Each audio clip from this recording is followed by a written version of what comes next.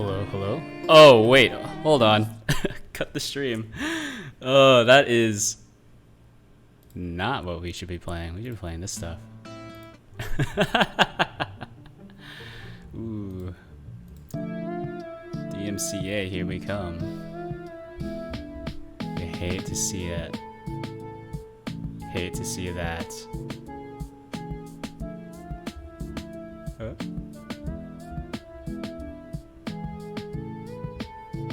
So that's my Spotify.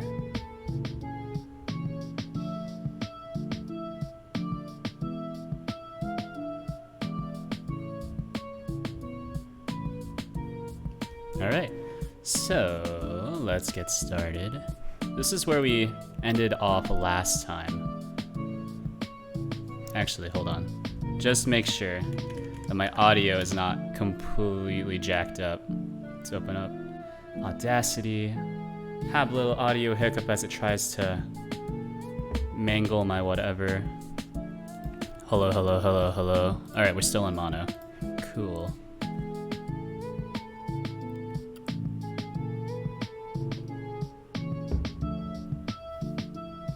So this is where we left off.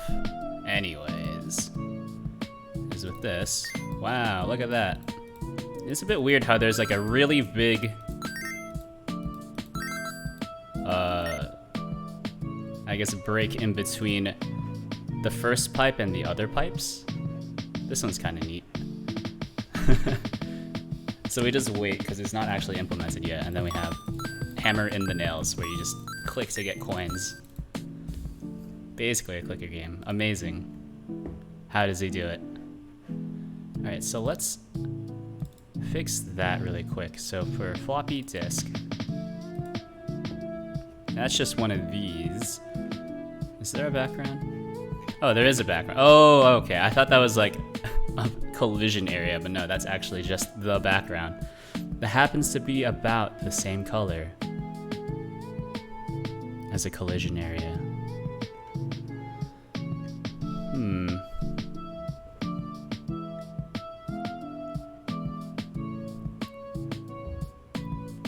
Pipe timer start.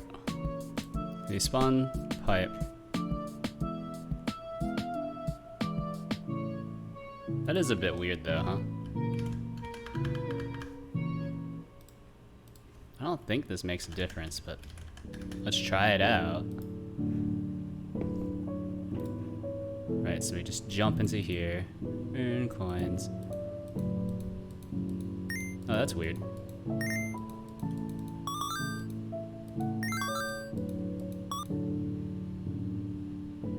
Amazing. So I feel like I should give you just a little bit more time so you can get the final few coins, right?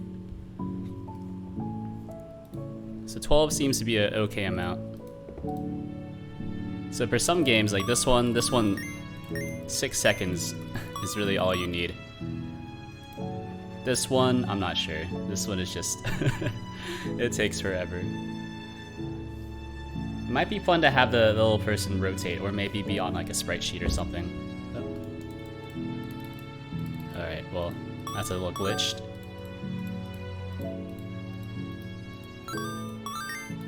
Look at that. Okay, so that's another glitch. So whenever we do a teardown, we should actually reset the timer as well. Yeah. So tear down, and then we do this.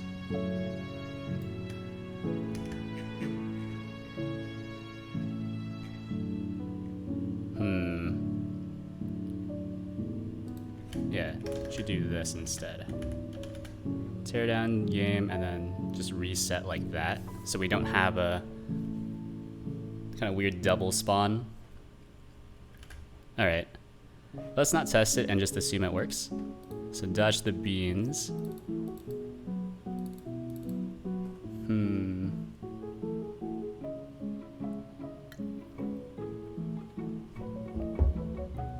So I wonder, instead of So minigame manager, right? it has to have, I guess, like a handle onto the actual file, right? But what if, hear me out here, we do this. Well, first of all, let me change this to 12, I guess. Why not? 10? They're either 10 or 12 seconds, or maybe just have them all be 12 seconds. Why not?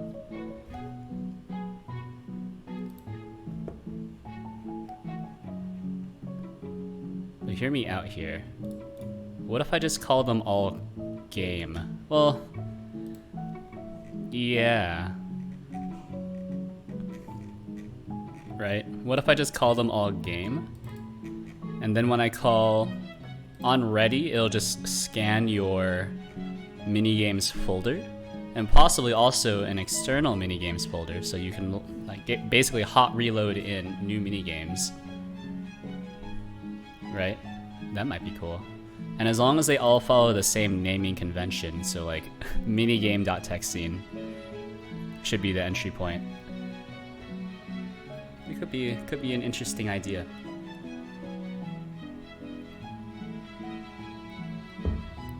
Although I think I would need to come up with an API for like just setting up a minigame entirely from code, as opposed to what I'm doing right now, which is this.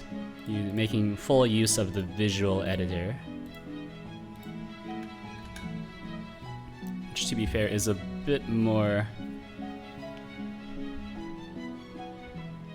Oh, it's not clunkier, but less automatable. Automatable. No, it's automatable. What is automatable? Someone who wishes they... What's someone who wishes they sounded sophisticated? That's how they would say it. I said that in a very unsophisticated kind of way. I apologize.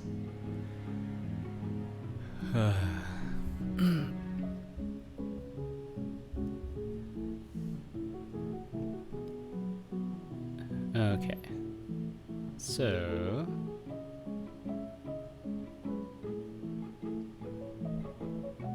what do we want to do here? So I have the one bean. I suppose I should just create more beans. Yeah.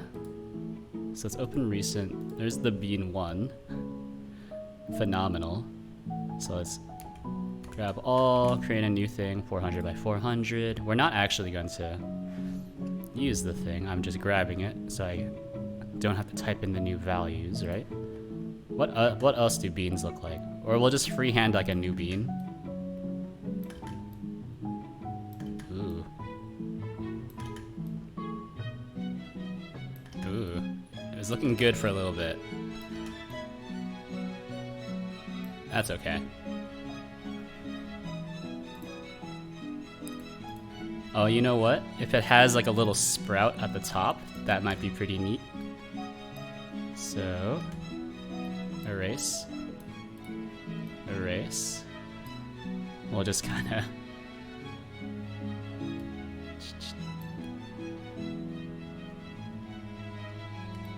Oh, let's jack up the eraser a little bit. So we'll go, like so.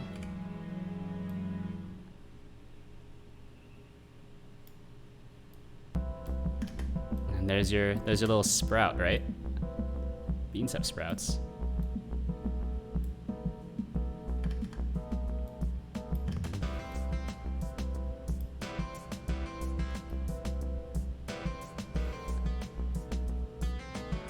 Ugh. And then hit it with the... there we go. Just kind of fudge the top there. There we go. We have a sprouted bean. Should have dried it out better, but alas, here we are. Here we are now, entertain us.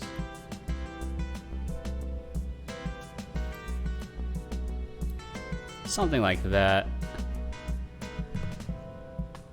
Let's have 2 color layers as well. So this will be brown. Do everything anti-alias as well, it doesn't really matter.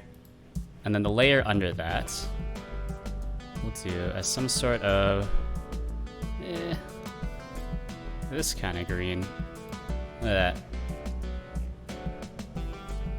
And so very carefully color in this part. Wait. Yeah. So color in this part. We'll need to erase some bits of it.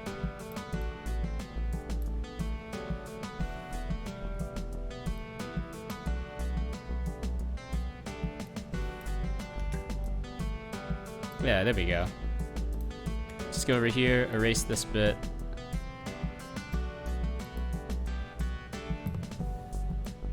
Looking good. Go here, erase this bit. Yeah, and there we go.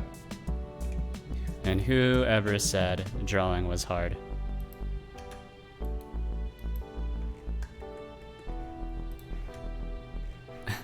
Actually, drawing is very hard, but it's okay. Let's kind of erase this. And look at that. Easy. Opacity up. Turn it over to more of a pinkish. I don't really know what I'm going for here, but there we go.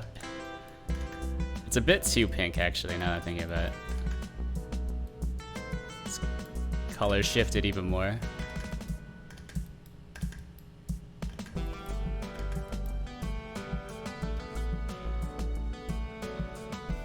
I feel like it shouldn't be brighter, it should be darker, right? But then we need to color shift it towards green so we can actually see it. Just have all the beans look the same. Why not? Alright, cool. And there it is. Let's touch up some of the kind of wonkier spots. Like this. There we go. And no one was the wiser. Yeah, send it. This is now bean 2. And we no longer have the original files, just as God intended. So we have 2 beans, 1 more bean. And we'll make this one like a purple bean, I guess. Let's see.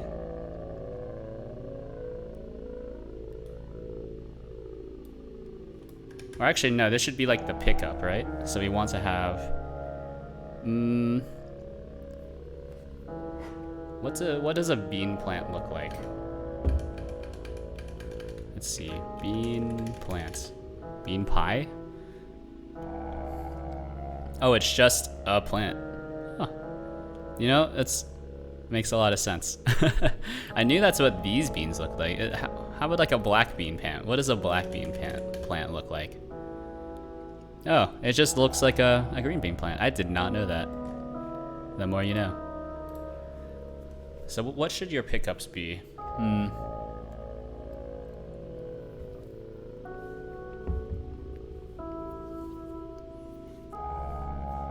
don't know. What's the okay emoji? Okay emoji. All right.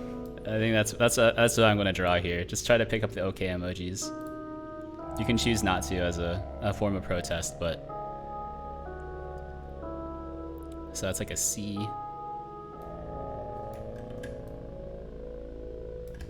This is the inner C.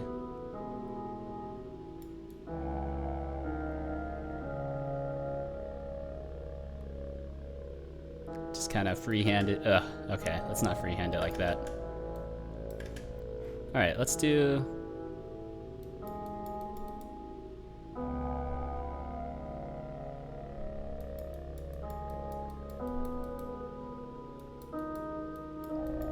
Really should bust out the tablet for this, but I'm lazy.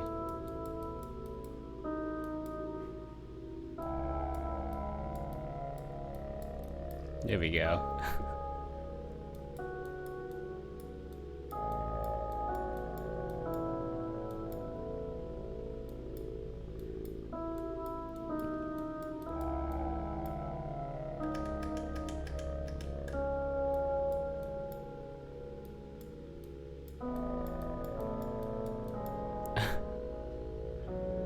It is beautiful. That's exactly what your fingers look like. Alright, cool. And so we'll just do this, but like in reverse. Opacity down. Nope, not on this layer, but on the other layer.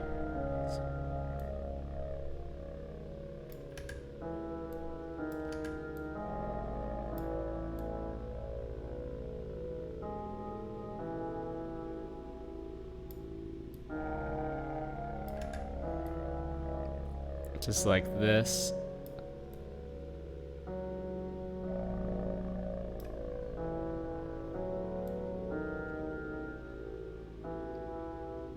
It's phenomenal. I've never seen work like this.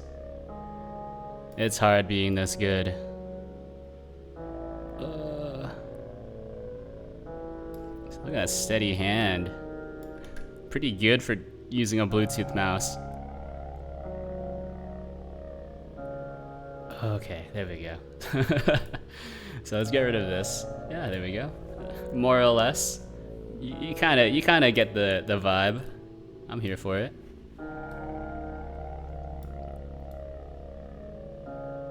So we'll do the yellow color, as is standard for this kind of emoji. Just kind of color it in. Blah.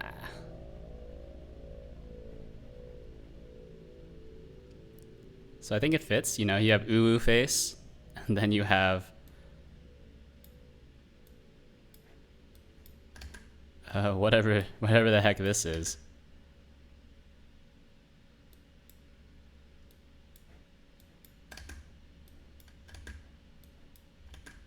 It's one of these, one of these. Just one of these.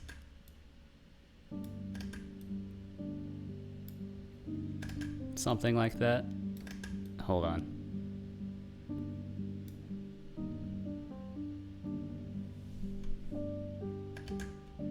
That's probably alright. Just give it like one of the lower ones, I guess. Because we're not trying to get too fancy with it. There we go. Now just hit it with full opacity eraser.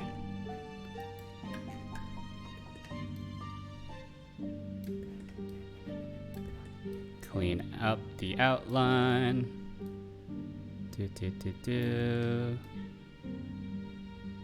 And there we go. Now we have our two avoidables. We can make them spin. And whenever you pick up the, the okay emoji, you accrue money. As is, that's what happens in real life, right? It's just like the simulations. Yeah, I don't really know what's going on with the man. We've got like a pink lemonade color scheme going on. Like a weird claw hand as well. That's okay. This is the pickup. Well, let's not call it pickup. Let's call it okay. There we go. Because as we all know, it's just okay. Haha, get it? Make the funny. So this needs to be an array 2D, collision shape, and then we'll also add a sprite. And let's see, we'll load in any game. Let's see, just the okay emoji. And then yeah, we can make this another circle. Why not? Everything in our life now is a circle. Move it up a little bit so it's more centered, or at least it feels more centered. Actually don't know if it's more centered this way. It's actually probably more centered this way. Strangely enough. Yeah. It was probably more centered this way, but this way feels more balanced, if that makes sense. Whatever, we can just increase it up to here, so it's more fair for the player. So this is, call this okay. Okay. This is dodge the beans. Entities, this is the OK entity. As you might have guessed, it's just OK. What does the bean look like? Bean looks like this. So that's just, it is also just an area 2D. Actually, wait. Oh, don't save and close, just do a regular close. Don't save. We'll call this one bean 2. Save scene as bean 2. Yeah, there we go. And then just load in a separate texture. So mini game. Bean 2 is just like this weird bean. Yeah. So that's a bean 2. Then we have bean 1, bean 2. It's sacrilege, we're not doing base 0 indexing for our entities, but that's okay.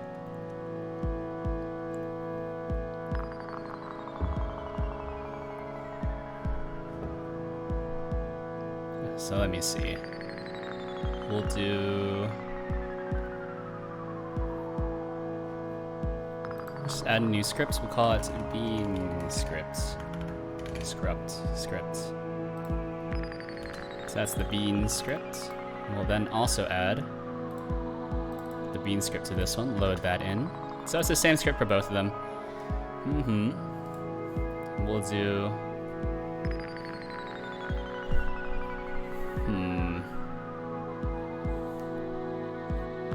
I mean, this is going to be roughly the same logic as with dodge the creeps, except this is just dodge the beans, right? So we can add in, is it just a path 2D? Yeah, so it needs a curve 2D. And then, let me see, if I remember how to do it. I can just do bum, bum, bum, bum.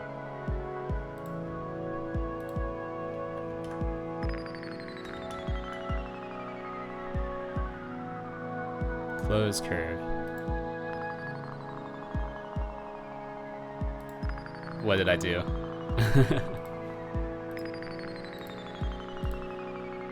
That looks okay. I wish there was a way to actually modify this data directly, but that's fine, I guess. There's a path follow. I don't remember how to use a path follow. Path follow. How do you use a path follow? I vaguely remember this from the Dodge the Creep tutorial. Path follow 2D. Takes from its parent path 2D. Ah. Okay.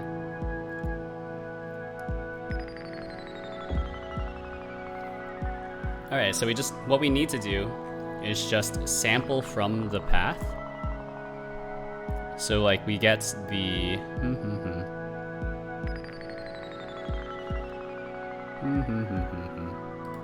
path 2D.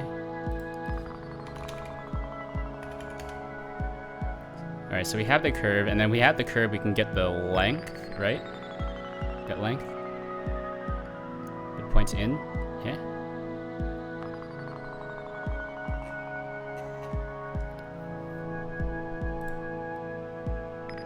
Curve 2D can be manually sampled. So we can add a point, don't really want that. Get points in.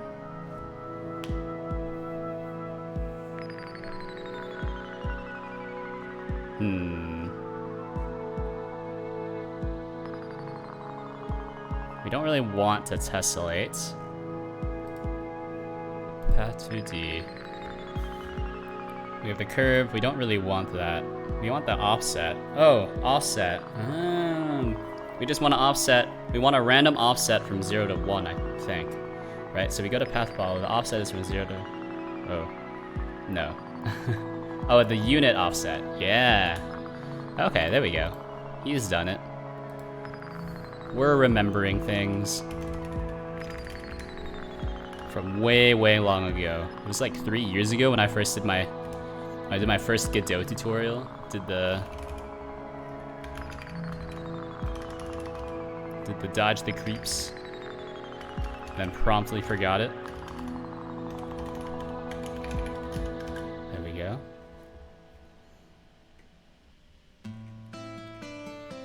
Okay, so then let's have something called, so we'll need a few things. We'll need a timer. This is bean spawn timer. Phenomenal. So let's grab that as well. So this is for bean spawning. Oh.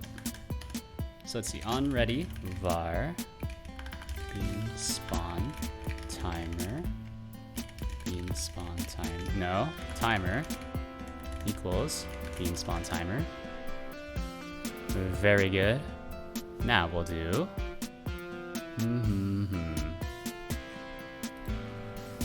func a, what do we want to call it? Spawn bean. Spawn bean. Yeah, and then we'll keep track of all the relevant stuff in there. So, or we'll handle all the relevant stuff in there instead of just passing a new value to it. So these functions, the callback doesn't contain any data. The timer callback doesn't contain any data about actually spawning the bean. All the callback does is call the spawn bean function, as expected. So we'll do on bean timer timeout.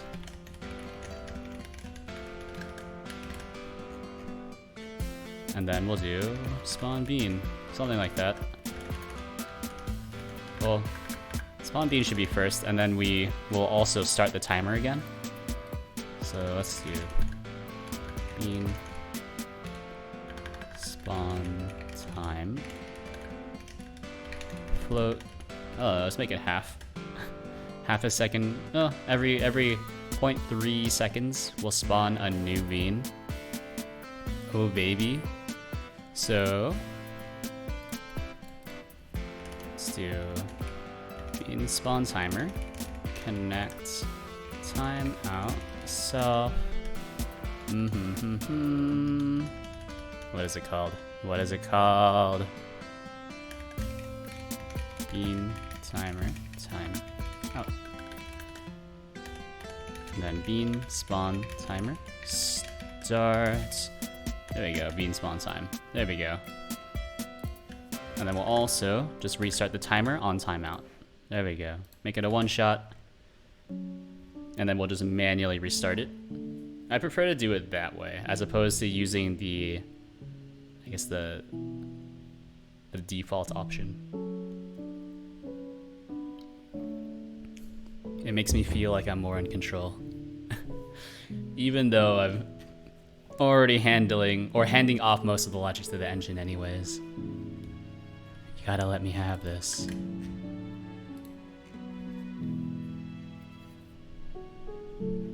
Okay, so path follow TD. We set the unit offset. What does this do, by the way? I forget.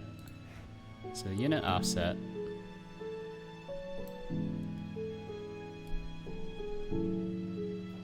Huh? Distance along the path in pixels. So do I also need to have the curve?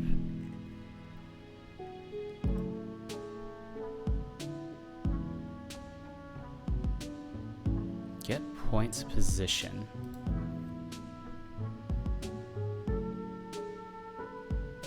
Oh yeah, these are the curve positions. So we don't want that.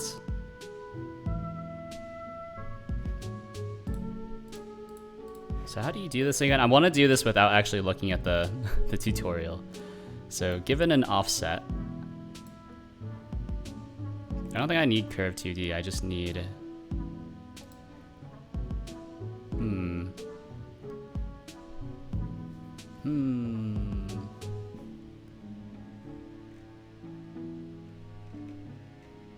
What does this do to the position, by the way? Does this change the position?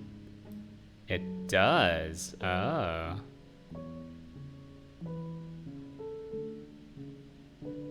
Interesting. Neat. So I can just use the position of the thing.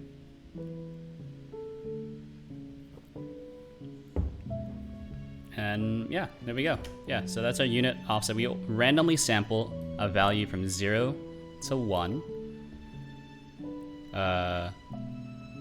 And then spawn something new at the path follows offset, or current position. Yeah. Nice. So let's do path follow. Unit offset is equal to game manager RNG.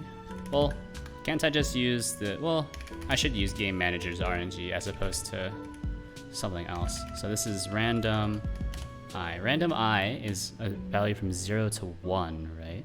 No. It should be random F. Might be random F. There we go. So do that. Then we have a random position. We should also do, yeah, we have the player's position. And then we'll just spawn in a bean with that vector, if that makes sense. Yeah. So okay, in the bean script, we'll have, I feel like I should have done this with a kinematic body 2D as opposed to area 2Ds. I suppose it doesn't matter. You know what? It kind of matters.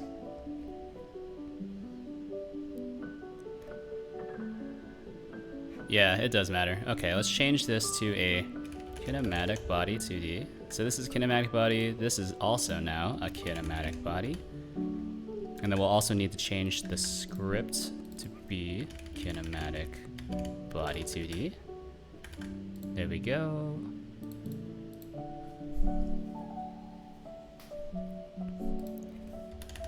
And then we just have a var called movement vector that needs to be set beforehand.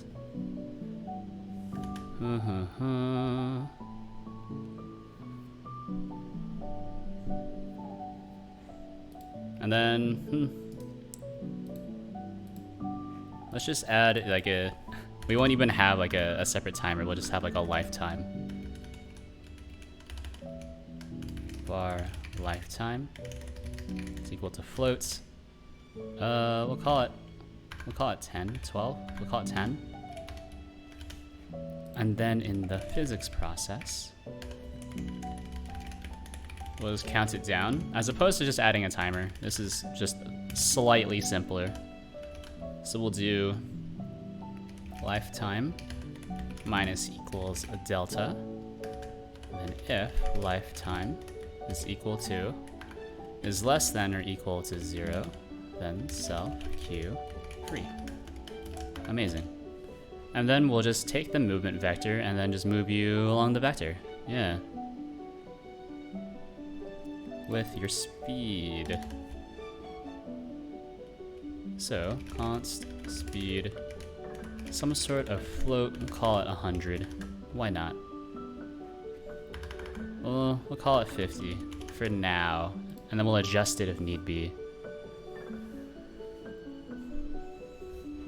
So we'll just do move and, well, move and slide. Move and slide with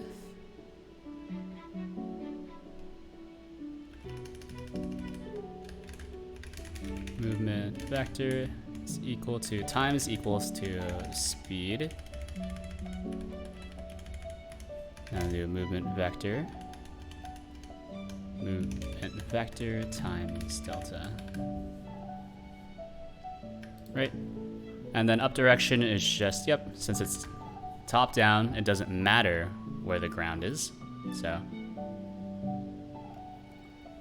this will work.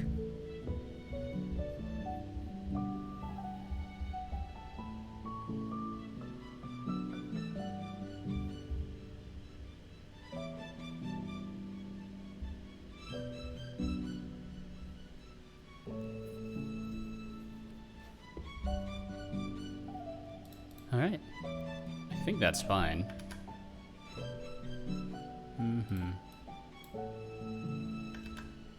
Yeah. So then dodge the beans. We'll just do... We have bean 1, bean 2, bean 2, resource, preload, all this good stuff, and then the OK. OK sign.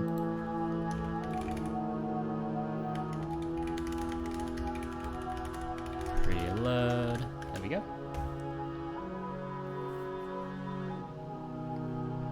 Oh, baby. Look at this. Someone is... These recruiters on the recruiting hustle. Based out of Austin, Texas, yet sending me a message at 9:32 p.m., which should be 8:32 p.m. for them, assuming that they actually live in Austin. Well, assuming they live in the US, it's still like after work hours. That's crazy, dude. I don't want to work for crypto though. It sounds like fun, but I just moved. And my job is pretty stable, if not just like a horrible quagmire where careers go to die, but right now I'm fine where I am. You know, good work hours, pays good. You know, technology kind of sucks, but that's why I stream, so I actually get to work on fun stuff in my free time. Yeah, lots of egos, the worst part. Lots and lots of egos.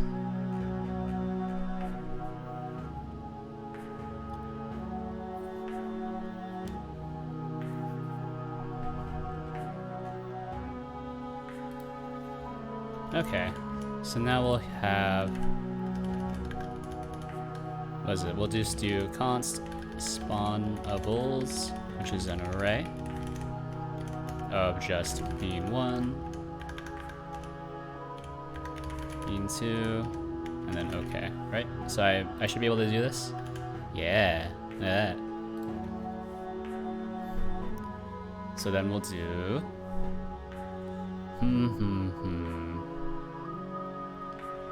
var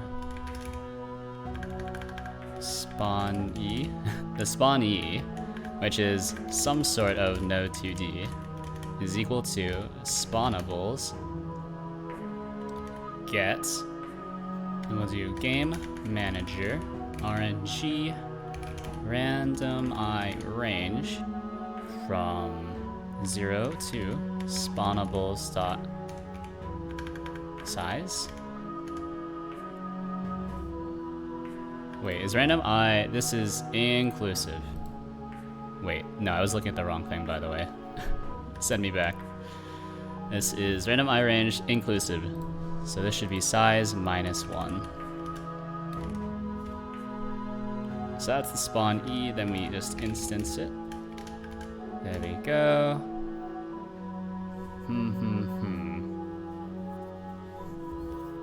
So then we'll need the vector from, we'll need the unit vector from the current path to the unit, the current position, or the path follows position to the player's position. So we'll just be shooting beans at you continuously. And then we can also just kind of fudge the vector a little bit, so it's not just a straight shot at the player.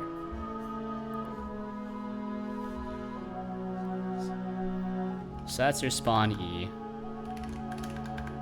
Alright, I think this makes more sense. So we fudge the path follow, and then we have var movement vector, which is some sort of vector 2, is equal to the direction to the player, which is this, to player, well, no, hold on.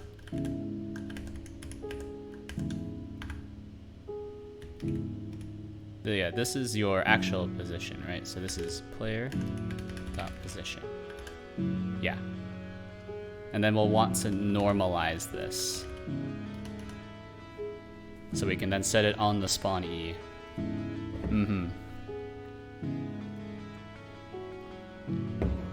So one thing I'm kind of remembering is turn off rotate, don't rotate.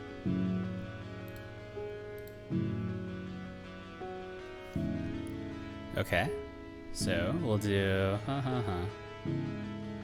spawn-e dot movement vector is equal to movement vector normalized. So yeah, that is a normalized vector. So now it's the vector adds up to 1, which is nice. Yeah, and then we can just add a units node. Why not? So this is our beans node. Beans, magical fruit. So this is this thing. Beans, amazing. How does he come up with these names? Let me tell you, sometimes you're just born with it. Sometimes.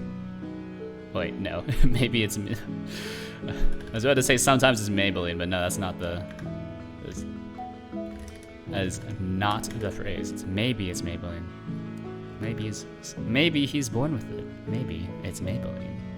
Wait, no, Maybelline is what am I thinking of? That's it, right? Or is that the butter? I'm losing my mind. Because I pretty much just want to play Genshin Impact. So I'm a gambling degenerate. Yeah. So right now we're not fudging the vector, but that's fine. Let's see. Oh, actually, I should actually modify the minigame manager. So we only have the one game, so I guarantee that we run into this game every single time.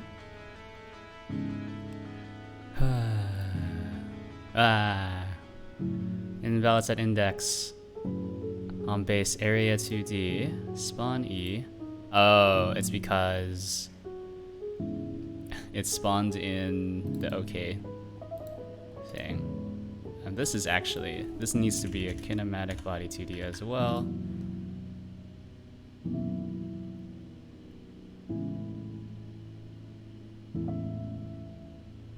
And you know what?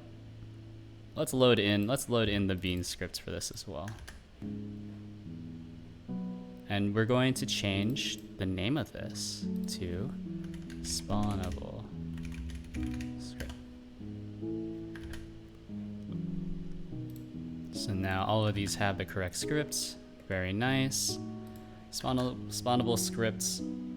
And now the only thing we need to check is to see which group they're in, so we can do, this is in the bean group. The bean. And this is, I don't know, this is, okay. This is score. This is in the score group, why not? So let's store that inside of this. Const bean group. Some sort of string is equal to bean. Const score group. I tend to dislike magic strings. So if I have to use a magic string, I will also like store that magic string somewhere else, just so I like remember it's there.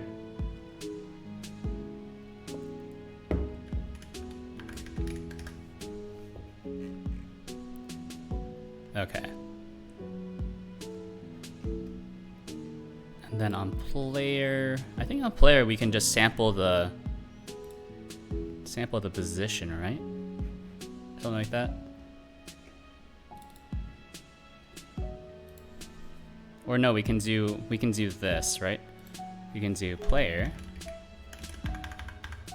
Hold on. Player connect. Ugh. You're really not gonna give it to me, huh?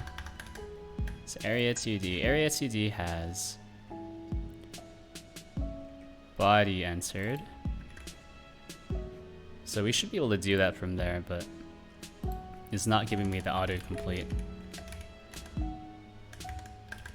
Body entered. What's new in 3.4? So there's a few things that are new in 3.4 that are relevant for me. I think one thing is that, check it out, this is actually running off of 3.4. No longer is it using my custom Godot build. So I think a lot of the GLTF code was merged to 3.4, which is nice. I think some of the, well, I actually don't really know what else. You know, stability improvements. Syntax highlighting is slightly different, I've noticed. So I think the big one is that you can load in GLTF models at runtime. Previously, you had to load them in to the editor beforehand, which means it was not possible to load them in at runtime. How are you doing, eCoder? I recognize your name, which may or may not be a bad thing for you. But yeah, I mean, it sounds like a really simple thing, but it just wasn't exposed to the user. And that's what my patch did, but someone else patched it into main, to master. And it looks like a very, very complicated patch from what I've seen. Yeah, I followed you in a past stream. Oh baby.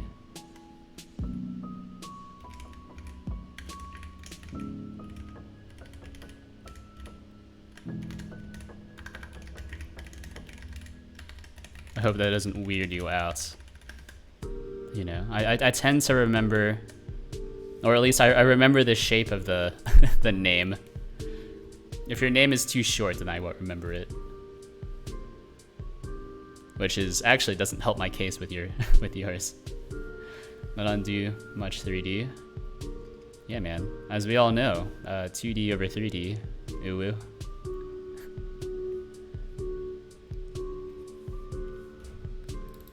My name is kind of catchy. Isn't your name kind of...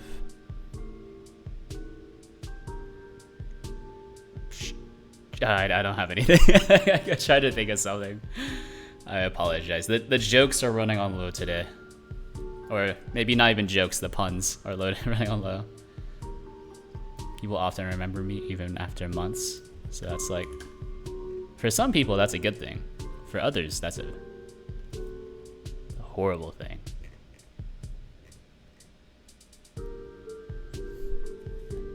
Now, is it a good thing for you? I suppose all it means is that if you say something absolutely degenerate, I will remember it. You should add some of those funny comments in your game. Oof. Oof. I think the game is already kind of silly enough. Or the premise is already kind of silly enough, so we don't need it. Not too much of a comedian.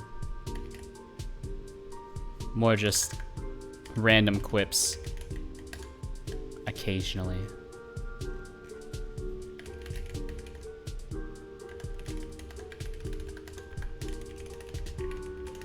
Is in group. Let me see. This is in score group. So if you pick up a score, all right, then we'll do the same thing as we did in well, not floppy, but floppy disk. Could be like an unlockable Easter egg. Oh, you know what? Your comments all... So that's what I was, that could actually work. It's like, let me enable the other games for now. This might break a lot of stuff since I haven't actually finished writing the other mini game. So this game, let me give you a brief overview. This is, I wanted to make a game about gambling, and then I needed a way to, you know, give you cash in order to gamble, right? Because if you just gamble with cash I just give you for free, it's not as fun. But if I make you earn a cash, then everything that you spend is more impactful.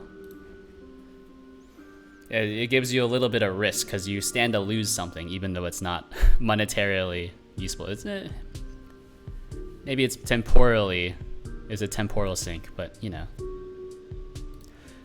But one of the ideas was that when you can unlock like coin modifiers, so like something like the blooper power up from Mario Kart, that's always pretty good. So it obscures your screen at random intervals. And you know what? Another idea would be to just like scroll like random puns across the screen. Oh geez. This doesn't seem right.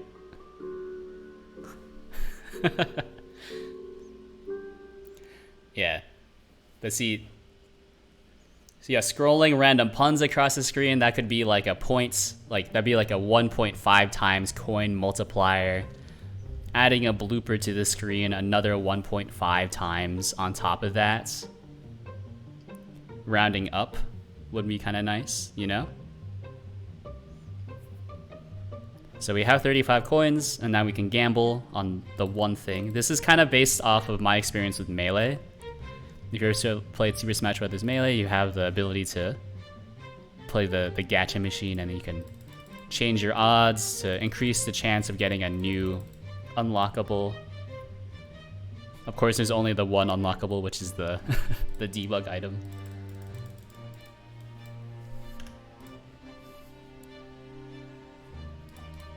Look at that.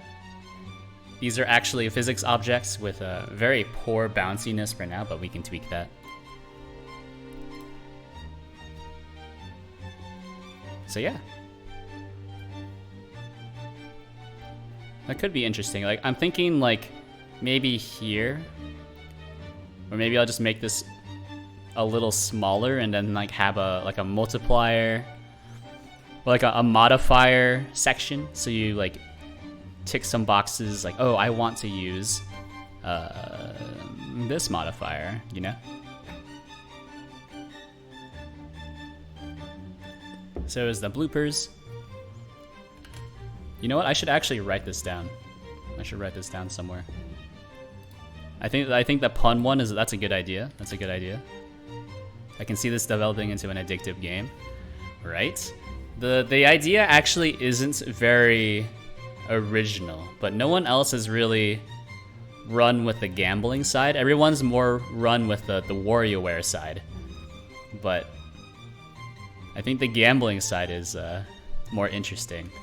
I mean, of course, gambling, it's bad, don't get sucked into it. But if you are going to get sucked into it, you should have fun. The game's open source, by the way. It's available. The source is on my GitHub under the name Greedy Gacha. But of course, ignore this part.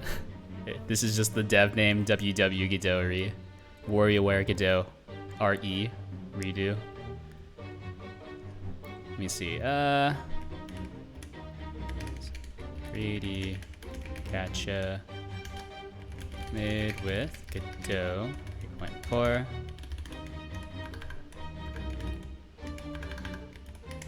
Ideas multipliers. There we go. So we have blooper,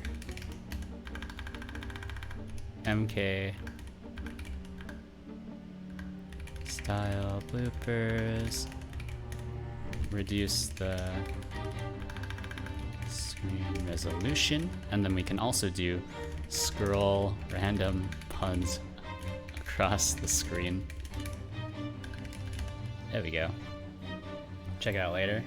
Well, you don't have to. Don't feel obligated. It's just there if you want to look at it in the future. Of course, the game is, I guess, more or less just going to be free. One of the core design principles I'm trying to follow, though. Oh, hello, DeadSec. How are you doing? Nice duck. One of the core design principles is that it's playable on mobile. However, I'm not going to be making for now, I'm not going to be making a mobile build It's just gonna be a web app, which you can then full screen on your device, and then just play it with, you know, one finger. What I miss? Not really. You just missed this part, the best part, which is the unfinished minigame just kind of freaking out. So everything just kind of slams into the middle here. Look at that. How neat. Oh.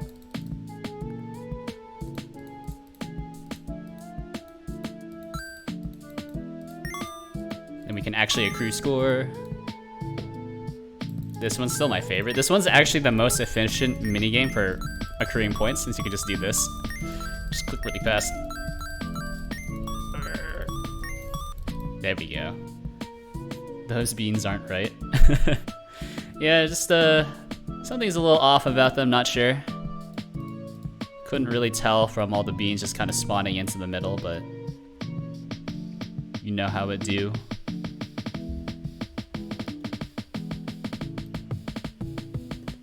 Alright, so dodge the beans. The problem is that I'm just spawning them in like that. How strange.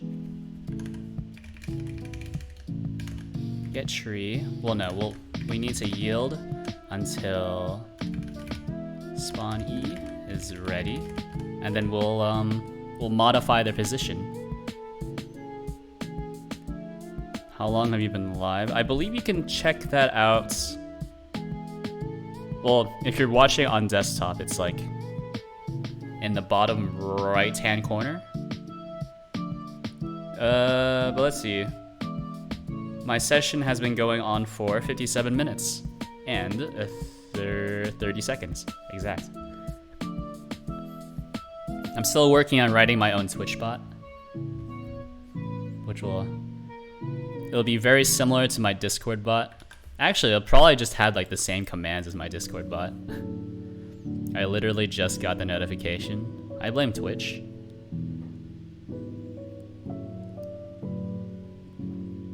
Twitch clearly has something out against me. They're trying to sabotage me by not sending out notifications to my loyal subscribers. Jeffrey Bezos, why? Why have you forsaken me? Is it because I'm a duck? Spawn E dot position is equal to path follow.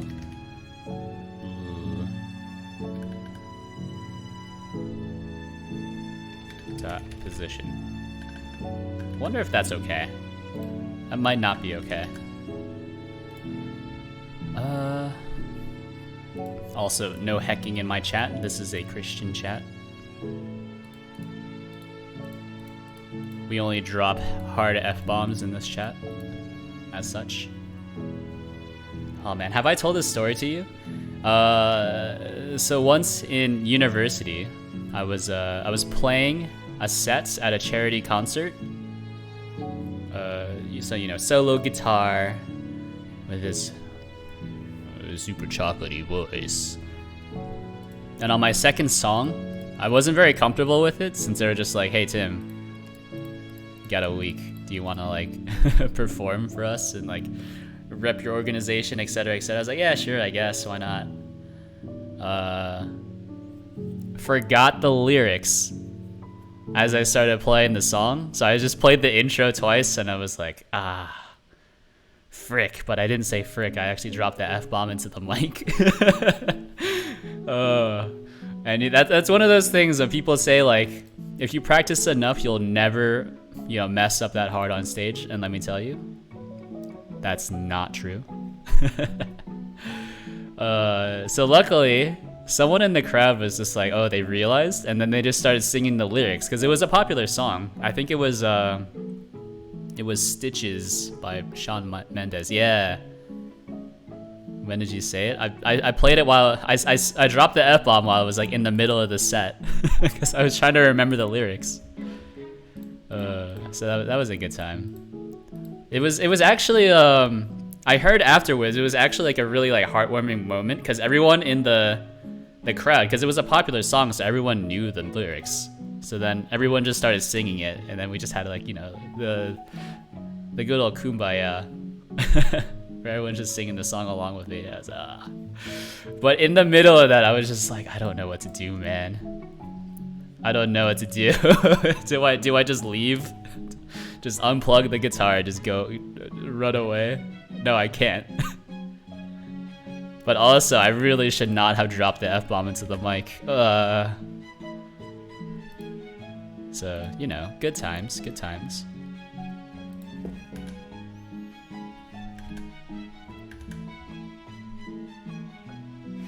Oh, you know what? These beans should not be colliding with each other. Yeah. University is interesting. I didn't have this kind of music presentation. It wasn't really a... it wasn't an official thing. It was just like some organization was doing a charity event for something. I forget. I think it was mental health. And ironically enough, that event was horrible for my mental health. Okay, I'm dumb. I wasn't listening. Oh, okay, well. Sad to say, I don't really want to tell the story again.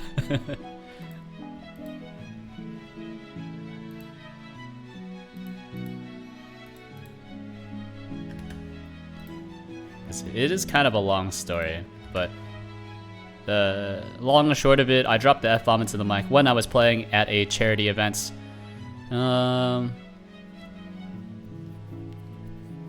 Because I forgot the lyrics to a popular song called Stitches by Shawn Mendes.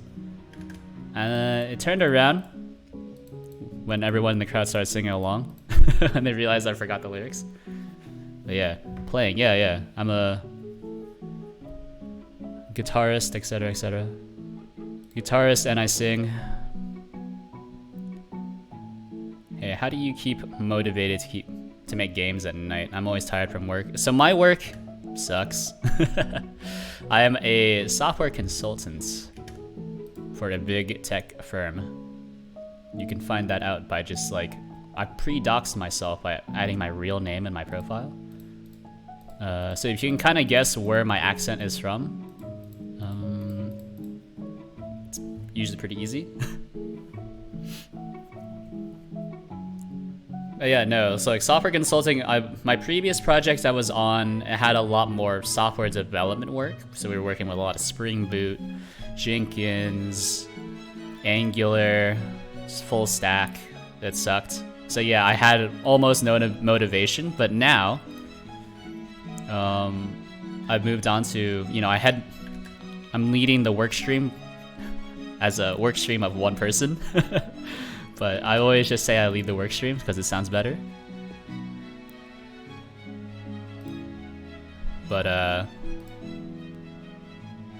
oh?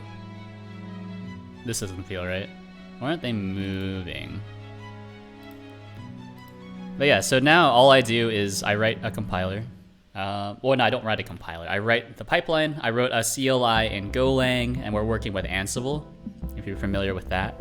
So it's infrastructure as code or just automation in general. And so now we're just super bogged down in bureaucracy, and now it's my job to get us through the bureaucracy. So I do almost no programming at work. It's just filling out forms, submitting requests. It's like, you could get like a business analyst to do this, man. You don't need me, you know, a consultant that bills out at $100+ an hour. I don't get $100 an hour, by the way, but that's just like the consulting rate. Like, you don't need me to fill out and send emails, but if you want me to, I can. You know, I'm happy to do it. It's horrible for my career, but for my sanity, it's okay. Which is why I have the motivation to do this kind of stuff in the evening. Yeah. But even then, even if I was doing real software dev work, Java sucks. I mean, it's okay, but I'd rather do more fun things like this. So do I have a compiler? I'm familiar with nothing. I do not have a compiler. I think writing a compiler is slightly above me. I've written an interpreter, so check this out. So an interpreter is slightly different.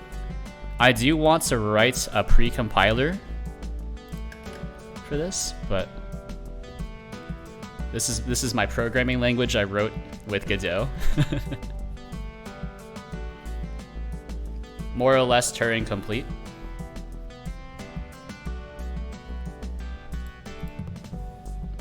If you want to peruse that at your leisure. I wonder if the speed is just too low. So just bump this up to like 5,000. Why not? Checking it out. Oh, look at that. They're going in the wrong direction. Oh baby, we have someone checking it out. Yeah, so there's a few commands. There's like help, which should just get you the rest of the commands. So it's like a sudo bash terminal. Oh, thank you for redeeming hydrate. Getting farther and farther away from redeeming the pivot channel points reward, which is good for me. Because knowing how Twitch chat works, maybe pivot to doing just random stuff.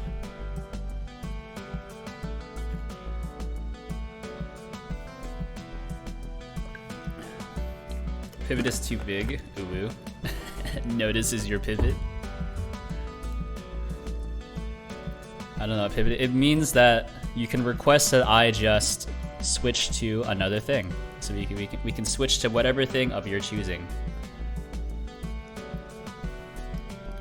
So if you would like me to play a video game, or if you want me to turn this into a music stream, we can do that. I will not look up any NSFW content on stream, but we will pivot. Yeah, actually, on some content creators, let me see. I actually have like a huge amount of channel points. You just have to like not spend them. Okay. I guess I won't show off my channel points. I think on like Northern Lion, I have a few 100,000 channel points. So, you know, Joseph Anderson's channel, I have a few 100,000, or I used to have a few 100,000. All right, hold on. I can show this off really quick. Any game? Well, any game within reason that I can run on my PC, and 2 isn't like ridiculously expensive. All right, so check this out. 1, we can full screen it, which is really cool. So we can show the message. You do have to press Control Enter because it is more or less like an entire programming environment. It's either any game or none at all. You can't restrict. I will restrict. I will give you the option to reconsider. Oh, right. I forgot. Okay, so I'll have to do it like this. I'll give you the, when redeeming pivot, I will pivot to something, but it must be within reason. Your game is in front of the command line. I apologize. So it's a Lisp like this. I wonder if I can just do this. Yeah. You're a quack. Quack, quack. Or some people say, shuba, shuba, shuba. We can do def x is equal to 0. Prints out x. Look at that. And we can do def double, which is equal to, oh geez, I forget. Is it lambda some x value? And then we can just do x, whatever the x value is, right? Oh no, mismatch parens. Which paren was mismatched? Is it that one? There we go. And then we can do double 5. It'll give us 10. I can do double x. Oh, what did I set x to? Def x is equal to 100. And then we can do double x, and it goes 200. Look at that. So, here we go. We can store a lambda into any variable. We can store variables. We have print statements, and this is all executable from within Godot as well. So, it's pretty neat. If you ever wanted to have a scripting language for your scripting language, this is it. Yeah, it's Lisp, so it's different. The syntax is very non-standard from what most people are familiar with. Most people are familiar with C-style syntax. This is Lisp-style syntax. I like the idea of Lisp, since I think once you get used to it, Lisp is actually really easy to read, right? Because you just need to find where the parentheses are. And then that's it, that's your closure. And then prints we can do, and also it does handle strings as well, but that print actually prints to the console. This isn't really the console. It's like another paradigm. It's just it's another paradigm in terms of syntax, yeah. So it's nice. I like Lisp, but there's not really too many useful applications for Lisp, unfortunately. Right, because wherever you could use Lisp, you could also just use Python. But yeah, that's how you use it. I think if you want to play around with a modern Lisp, you could check out Highlang, which is a Python Lisp. It's pretty neat. It's a Lisp that compiles to Python if you want, or it can just execute as its own thing. And of course, since it's Python, it has more or less full interrupt with just the normal Python libraries. Alright, so movement vector is backwards. By the way, we'll go to dodge the beans. What if we do minus? Will this help? But yeah. I wrote that language on stream as well. So, you're missing out. Alright, this is backwards.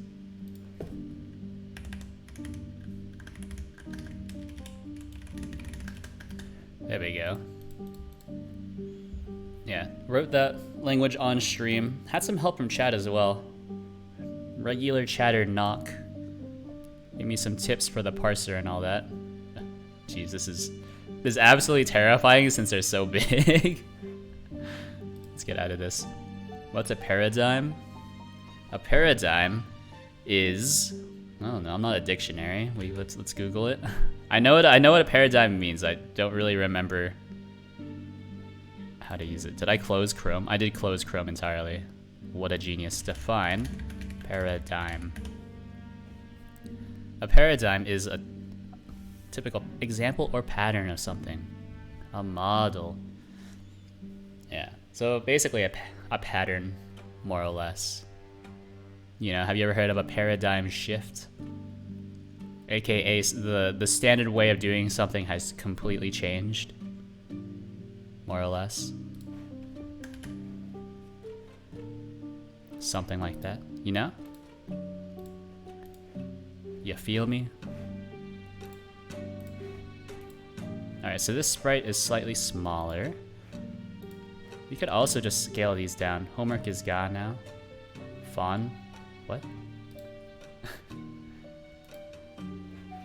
What does this mean?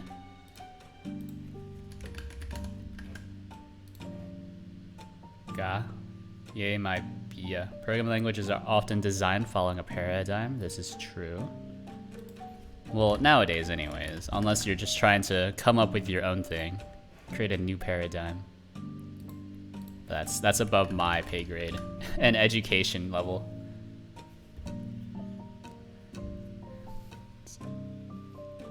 So you're using it as an imperative language? Yes. Newer languages can often follow multiple paradigms at once. Look at this. This is pretty fast. Just see all these things just kind of very slowly scroll across the screen. So they need to be faster. So let's do delta times 100. And then we can change this to 100. So they're really fast. I think they actually should be a bit smaller as well. So let's do 0.25. Or you know what, let's just keep them all at 1, and then I'll just change them after the fact. How does that sound? So I can change them at spawn. Yeah. Haskell is a functional language What is Delta? What is program? What is real? Do I exist? No, you don't exist. You're actually still stuck in the matrix. Have you considered waking up? I'm just a program talking to you. Actually, more or less, I am just a program listening, talking to you, right?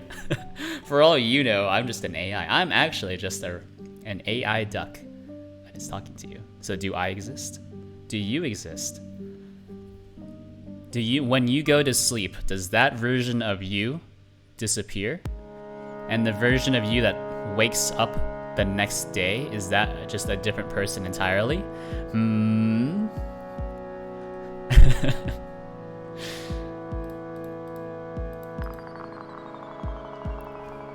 Anyways, scale is equal to vector 2. Something like that, right? Beans. I concur. Same, dude. Oh, remember when saying suh, dude, was like a thing?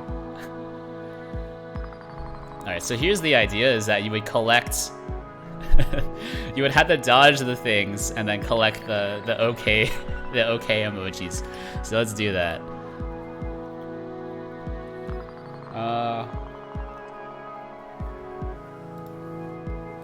So let's do this. We'll add an animation player so I don't have to do this by hand. It's kind of bad practice to do this, but I'm gonna do it anyways. So we're gonna just toggle the visibility parameter. Create reset track. That doesn't look right. Oh, interesting. What is this? Oh, it's a rest track. Oh, so it's an actual rest track. That's interesting. Well, whatever. I'm not changing it. Flash. Alright, so what we're going to be doing here is we'll do visible, no, visible, yes, no, I didn't do it, no, yes, no, right? So what this will do,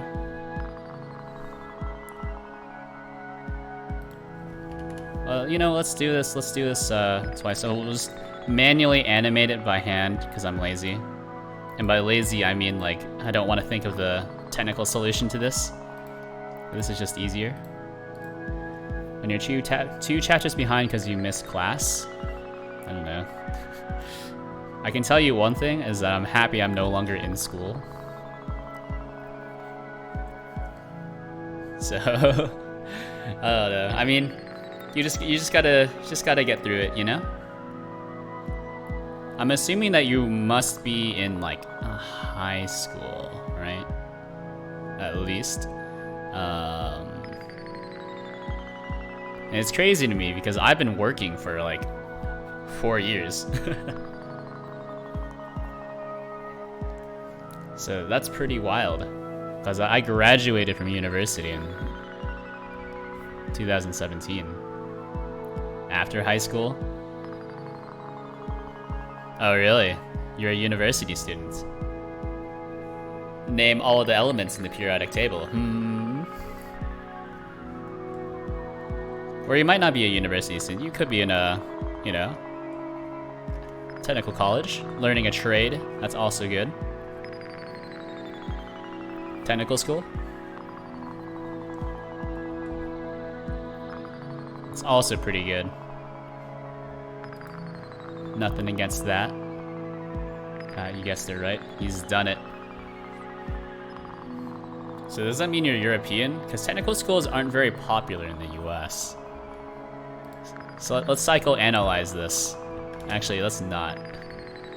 I've reconsidered it. Technical schools, oh, I don't know. American, oh baby. Going to technical school in America? It's a bold choice.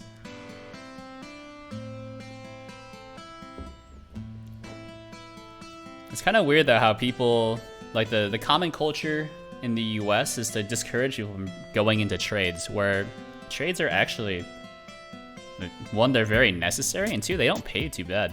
They pay pretty well, actually. Can't afford other places? That's fair. Trades make more money? They do.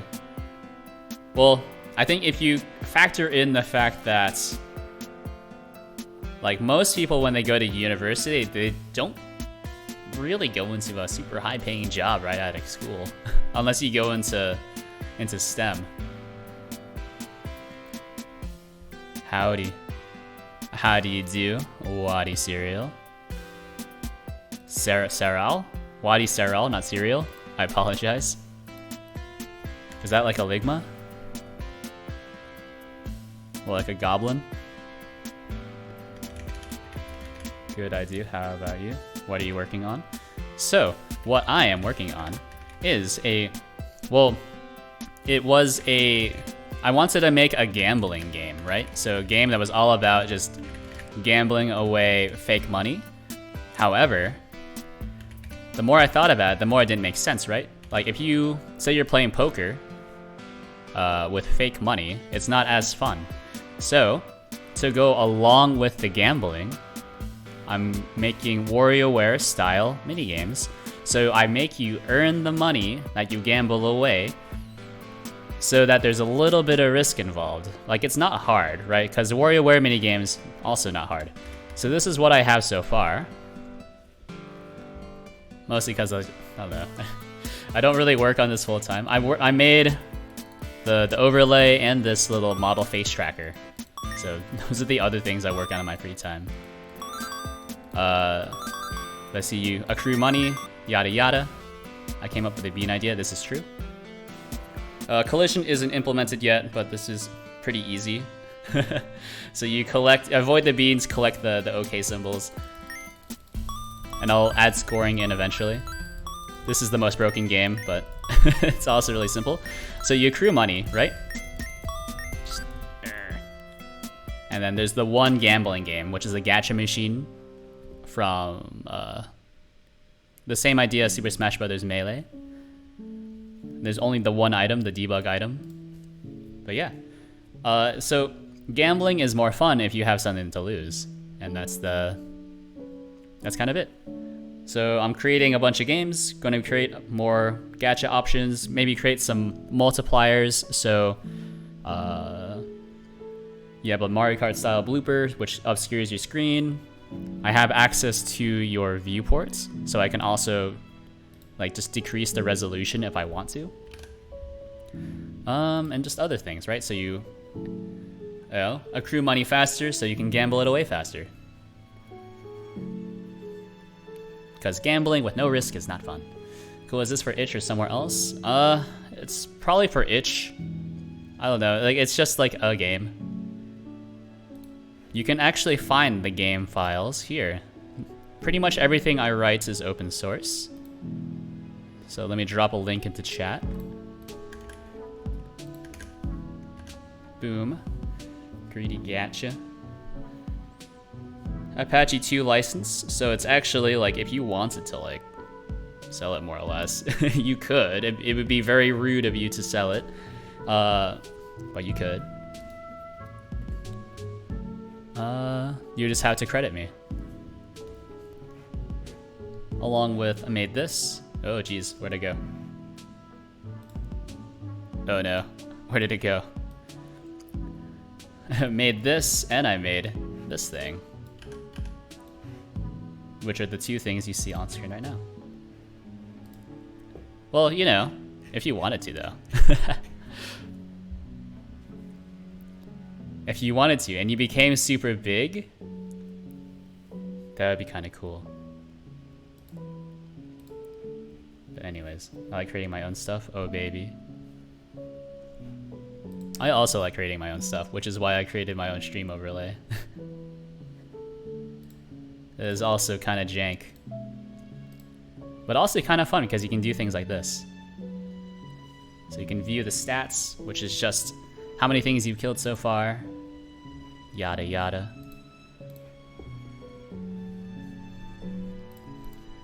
I have other ideas for like interaction, but there's just so many things to do and not enough time. And also, like, you know, just regular work, which is tough.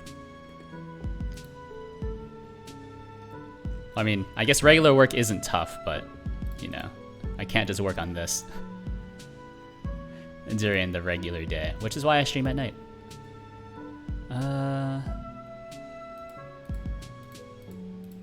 So let's see. We can add scoring here. So if body is in group, a bean group, we should have a teardown function. I have 7 kids. I homeschool and run a couple businesses from home. Not enough time. I understand completely. Oh, Bubby. Oh, baby. 7 kids. That's crazy. I have no kids. And I can still barely take care of myself. It's a rough life. Hey, do you have any UI pack to recommend? I find Godot's default UI ugly. I mean, you can just change the editor theme here, right? So if you wanted something different, that's cool. I do know that there is a repository. There's like, it's like a Godot theme repository. I was meaning to check those out at some point. And they have common editor themes like Dacula and Monakai. We don't need any more kids. For in-game UI. Oh, for the in-game UI? No, not really. So what I do for in-game UI is I just go full developer UI mode. And so let me see. How do I... Is it main menu screen? There we go. So this is how I usually do it, which is... Actually, this is not how I do it. Where is it? Mini games. Is it this? Mini game. Oh man, I forgot what. What is it called? Floppy disk screens. It's not this one. I don't think it's this one. Yeah. Well, we can talk through this one. Actually, no, this one's wrong. What is it called? I wrote this like a month ago before I had to move. I will continue to come up with excuses. Gambling hub screen. Oh, gambling hub screen. There we go. Yeah, so this is kind of the UI pattern I go with, and then because it's panels, right? So a lot of these are done off of panels. So let me explain that. So a panel container, right? So you can assign a style box to it. So right now I'm just using a flat style box. However, you can also use a style box texture and then just create your own UI thing. So with these style boxes, you can see here we have rounded corners, and then we also have the necessary padding from the edge of the style box to the, I guess the content. So it's very HTML-esque.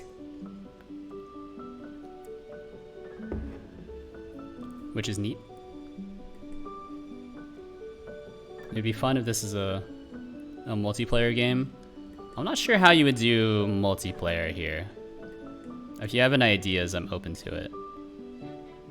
But I'm not sure how you would facilitate multiplayer in a lot of this stuff. Would it be like in the gambling portion of it, you can see other people's gambling results in real time? That might be kind of neat. Is that what you were talking about? Or you can see like so you join like a more or less like a chat room, and then you have other people's results just kind of scroll by on the bottom, and you can be like, haha, get wrecked, nerd. Something like that. Okay. Maybe in the future. I'm not familiar with doing something like that, right? Because that would either have to be like peer-to-peer. Nice. See there? What did I say? I was just filling up space so there wasn't any dead air. Did I say something that was funny? And it was totally intentional. But remind me again, what was the funny thing I said? As always, because you know, consulting, we do a lot of demos. I try not to leave more than, it's 3 seconds worth of space, which is also why I like to stream, mostly game development, is because, you know, it helps during my day job. Because you know, 3 seconds, it's a common UI metric. So if something on your UI takes more than 3 seconds to load, then you've already lost the user's attention. And the same way, I'm applying that same kind of thing to a demo. So if I spend more than 3 seconds not saying anything, then people start getting uncomfortable. And then they'll start asking questions to break the silence, which is not what you want during a software demo, right?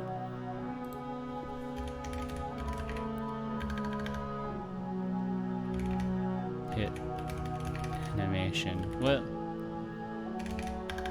is it? Hit bean, I guess. So we'll do this.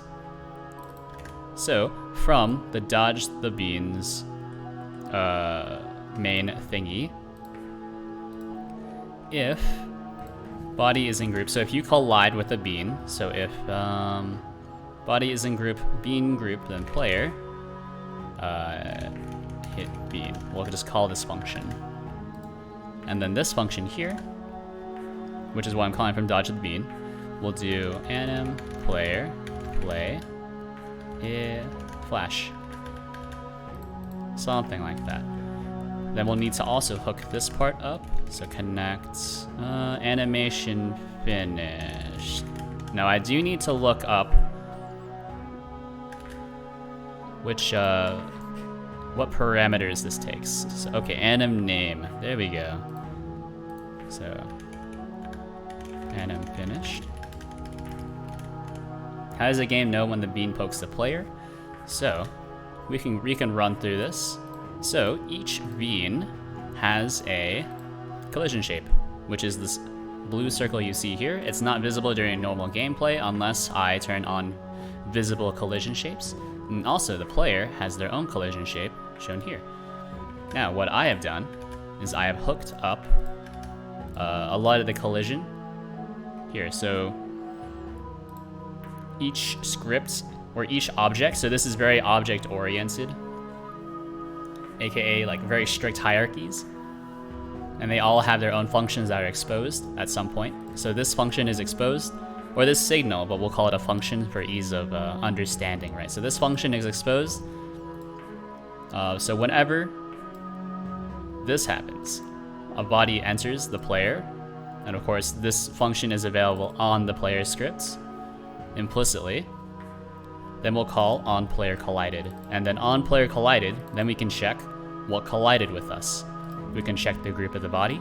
So our available bodies are this OK emoji, the bean 1, and then bean 2. And then you can see here I have set up their groups as so. So bean 1, bean 2, and bean this should also be bean. This should be bean like that.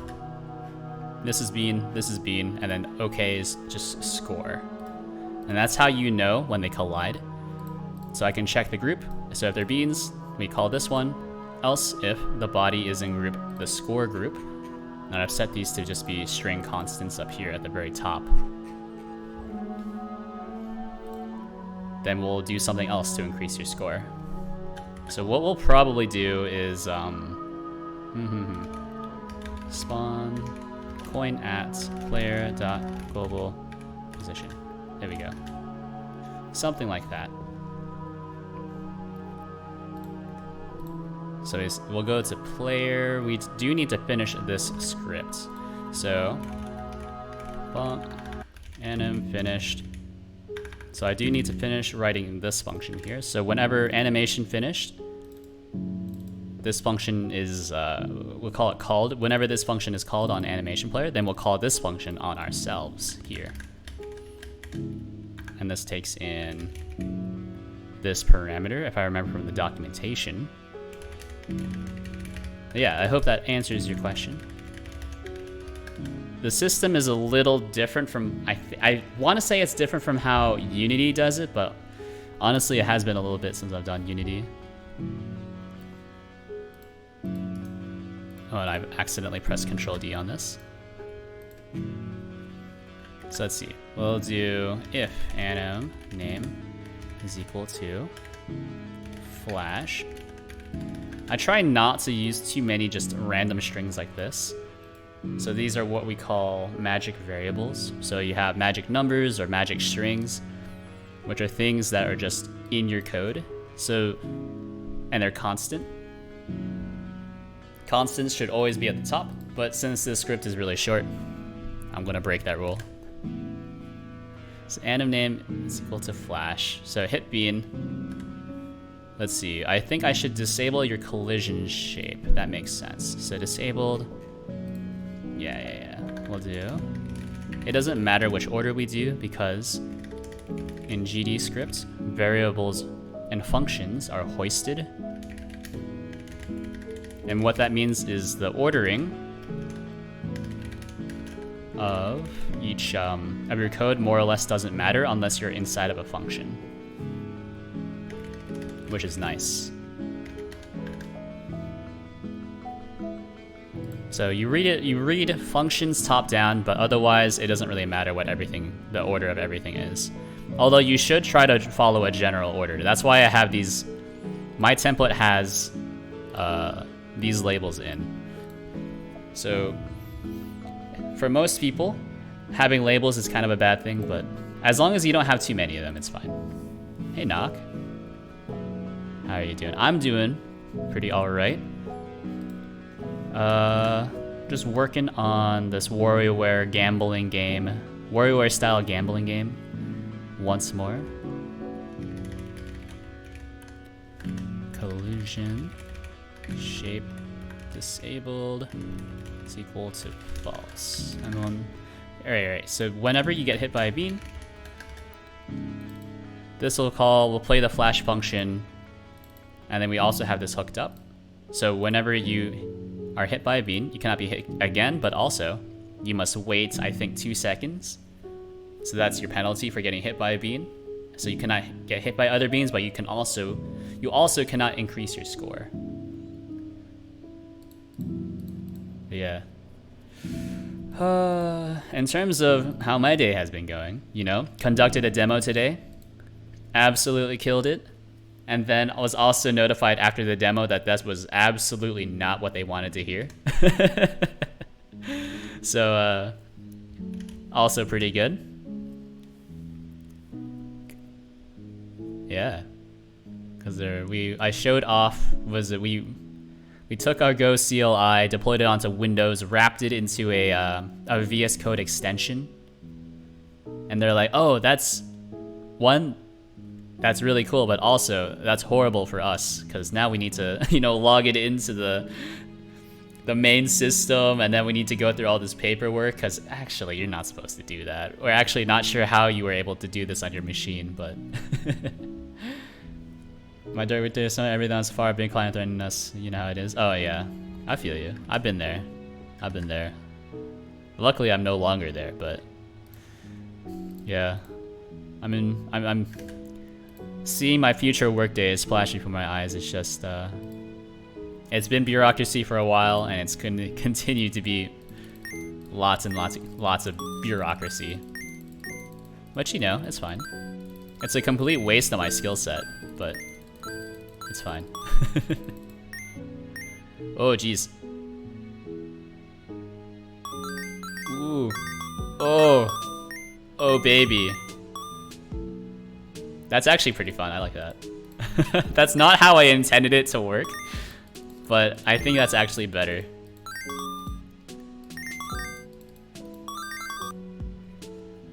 Alright, let's play that again. I like that. Oh. Ooh. So you can just rub. Oh, I like that. Yeah, so you can just try to rub on the so you just try to avoid the beans, collect the okay emojis, and then accrue score.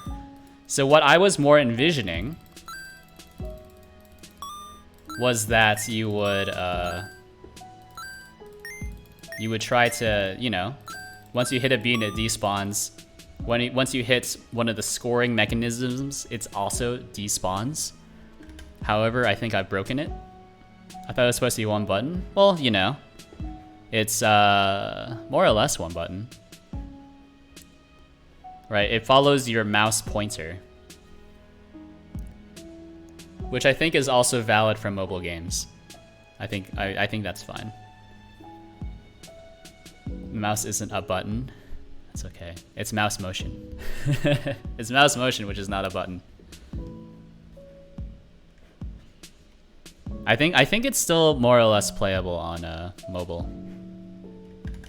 Although I haven't tested it yet. Let me see. Let me try that mini game again.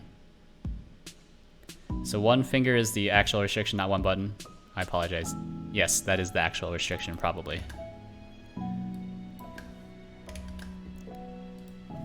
So you can move around, and then we can also, you know, pretty much everything is driven by mouse position and then some sort of tap.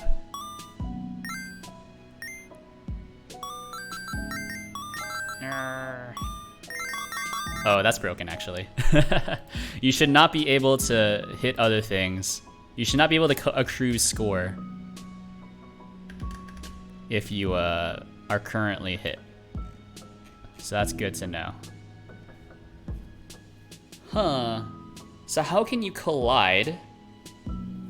How is the player able to collide if I've disabled their collision? Right? So you can see here that this code, we can ignore the OK and the bean 1 and bean 2. Those all work as expected. However, if body is in group bean group, then we call hit bean. The program became sentient. Yeah. Sentient.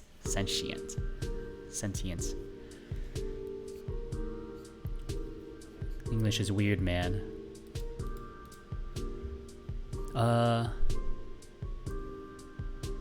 Sentience. Isn't it? It's pronounced sentient though, right? With the hard T.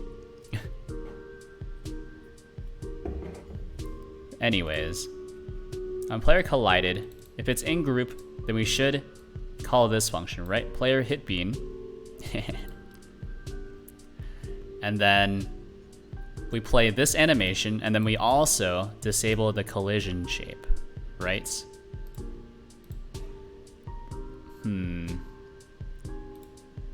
However, it's sentient. Senti isn't. It has been decreed. You know what? We don't want to disable the collision shape. What we should do is monitoring is equal to false. And then we'll just turn it back on here. I think that makes more sense. Int. Sentient. Sentient. Sentient. Sentient. Sentient. Sentient. I'm actually not sure. Sentient. I think most of the time when I say sentient, I just kind of flub the end of it. So you know I'm saying sends and then send something. Yeah, brain broken. It's the end of the day, man. Sentient.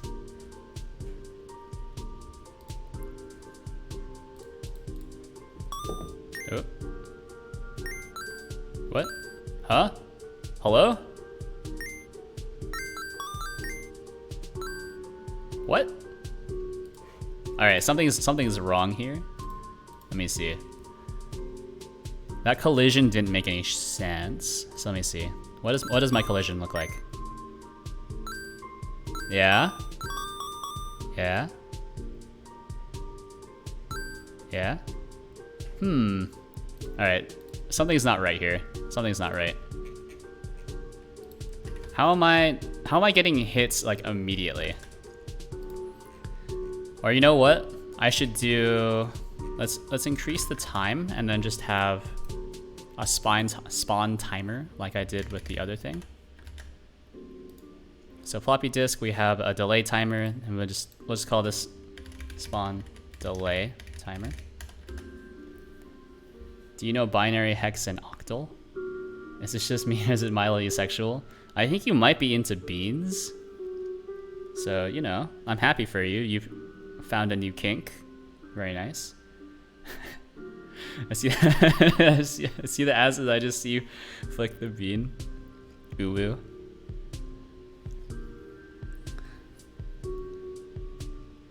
See, that's what I think of. Whenever I see bean counter, I'm like, bean counter. Bean flicker. But yeah, no, I'm familiar with hex codes, I guess. I don't know how to read hex codes, but I know what they are. Octal, I'm not super familiar with, but I know that they are used somewhere. And then binary is just zeros and ones, baby. Zeros and ones. Yeah, I mean, everything is just numbers at the end of the day. Well, actually, octal and binary are numbers. I think hex codes are not exactly numbers. I mean, ones and zeros. No, zeros and ones. We start counting from 0 up in this house.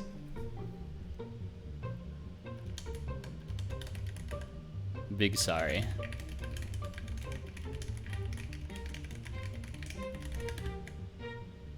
Hex are numbers? What are you talking about?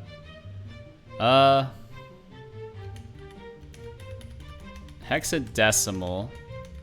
I don't remember. I don't know. I guess if we're talking about hex color picker, riddle me this. Why am I able to type in FFFF? Look at these numbers. I'm so glad. You know what my favorite number is? It's the number F. It's pretty good. That's my favorite number.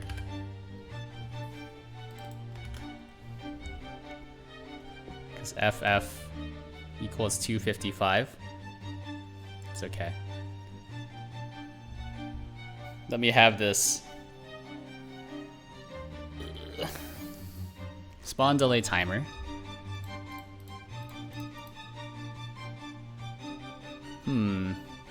F is a digit, mate? No. Absolutely not. F corresponds to a digit. Right? If we want to abstract it out, right? Isn't the alphabet just digits? A is 1, B is 2, C is 3, etc, etc. Z is 26. No, it's an actual digit. Yeah. It stands for a digit. Does it not?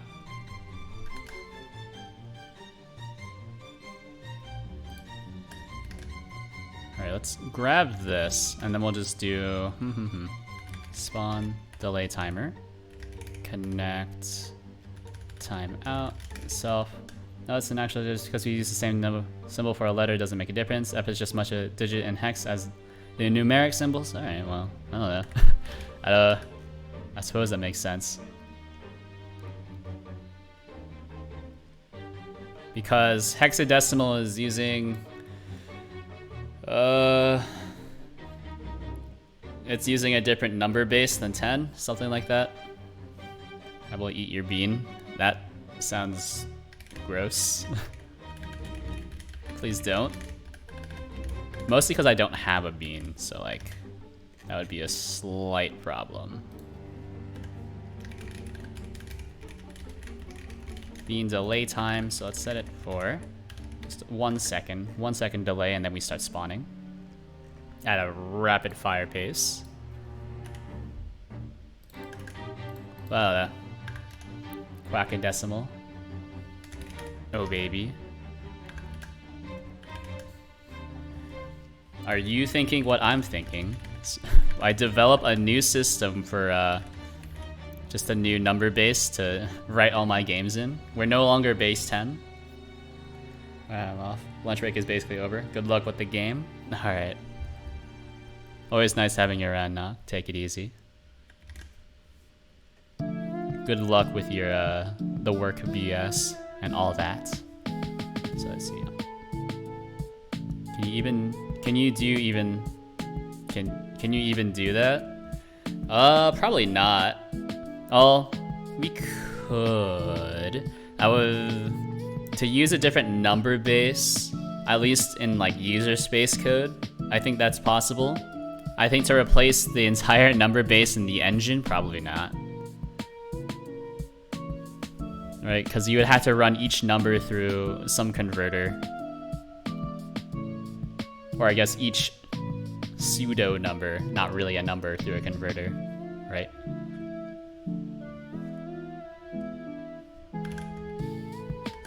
Okay, hold on. This one. So then we'll just start this. There we go. So this should be this should be what we want. So spawn delay timer, start being delay time. Yeah. Yeah, so technically replacing the number base and like all this user facing code, possible. Replacing all the numbers in like the engine code, implausible. So like technically possible, but why would you ever want to do that? Well, I suppose I should also ask that question. Why would I ever want to do that for user-facing code? And that's for like, I suppose if you wanted to obfuscate your code so that no one else could read it, that might be an option. Make your own engine? Absolutely not. Writing an engine, very difficult. Eh? Why am I getting hit? Hello? Huh? Huh? What? Wait, what? How was I, wait, what? Hello?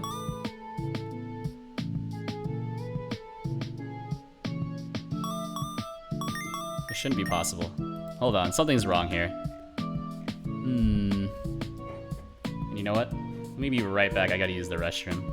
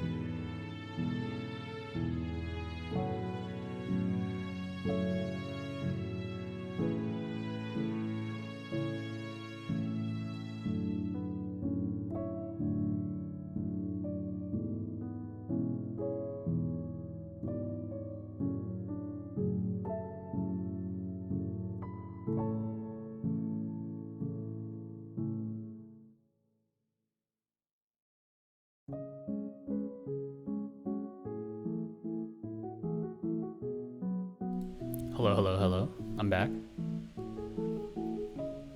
Alright, so we need to start checking this, which is a bit weird. Well, we need to start fixing this, because this doesn't make any sense, right?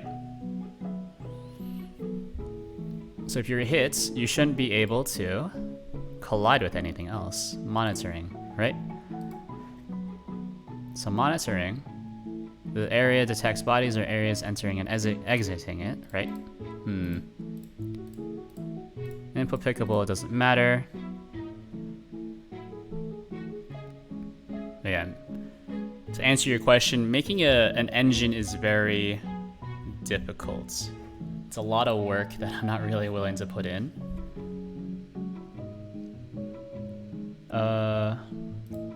Mostly because like it's a lot of work that for almost no payoff, right? Because if I were to make an engine, I mean, this is pretty much what I would make, right? Why is it hard? Because you need to handle like rendering and all that, right? So writing a renderer, very difficult, you know. Writing physics, very difficult. Writing audio, very difficult. The reason why people using someone else's engine is because they've already taken care of all this, right? Like, this is very complicated. Look at all these options. Look at all this UI stuff, you know? But all I have to do is just write, you know, just a dinky little script, and it works like that.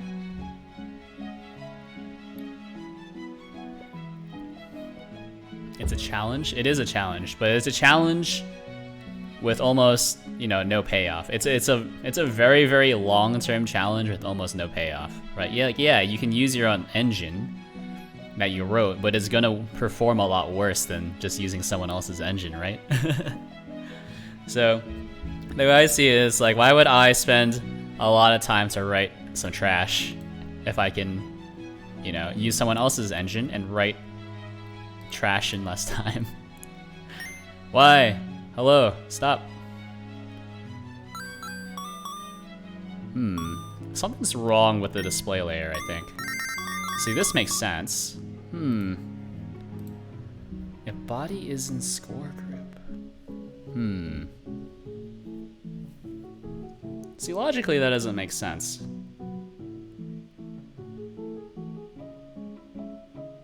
If body is in group, bean group, then player hits bean. Let me play this thing. Oh, hello? Hello? Is it Kai Tan? Thank you for the raid. Toaster Cat raid. Oh, baby. I like that.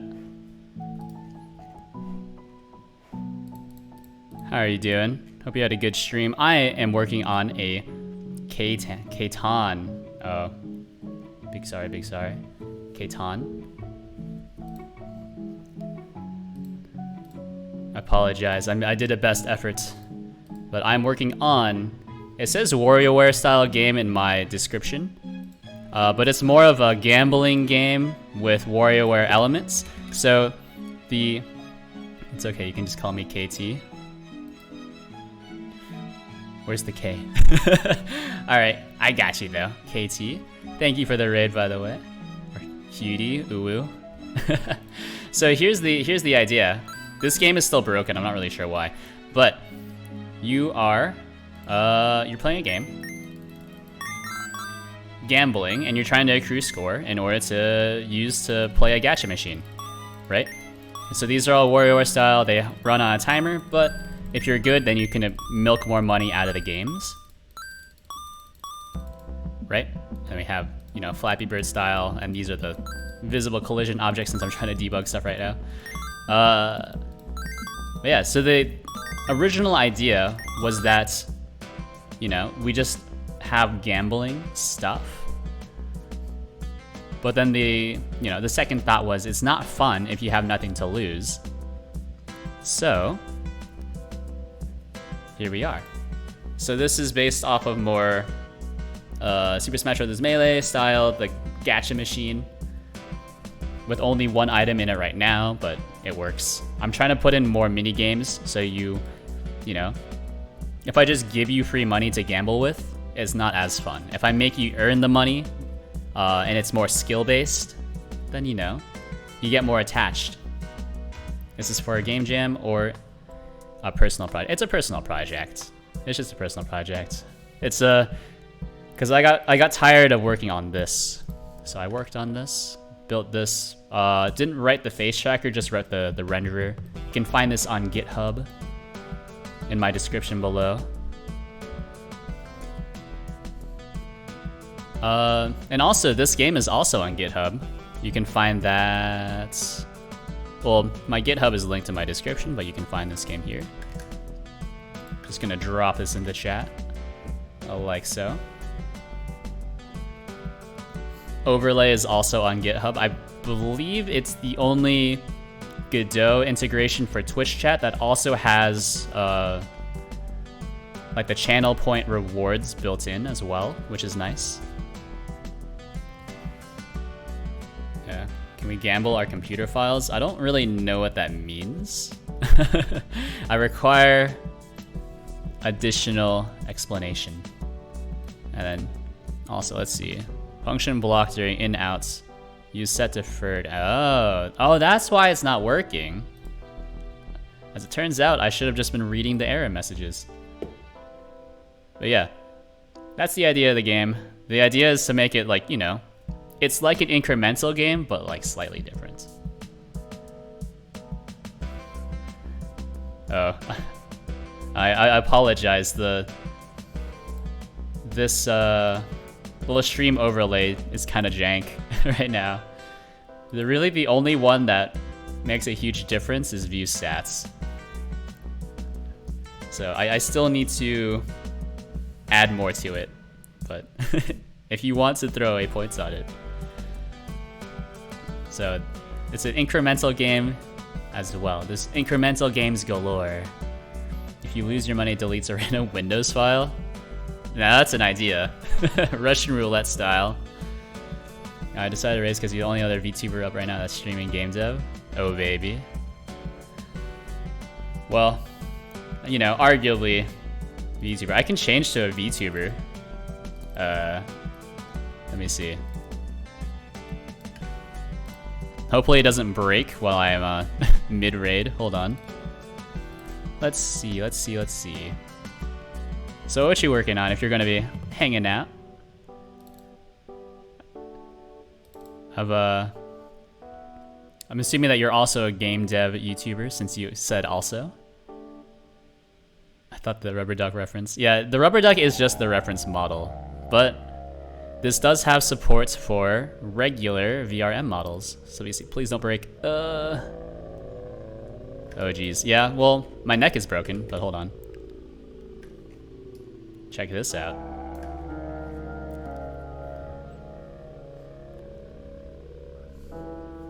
Look at this. So this is actually the VRM reference. Who needs a neck? Yeah. Necks are for squares. You're talking to your duck to fix a bug? Talking to myself mostly, but yes. I was walking on a top-down shooter called Gunsmith Generations. I feel like I've seen that on Twitter. Have you posted about that on Twitter before? KT?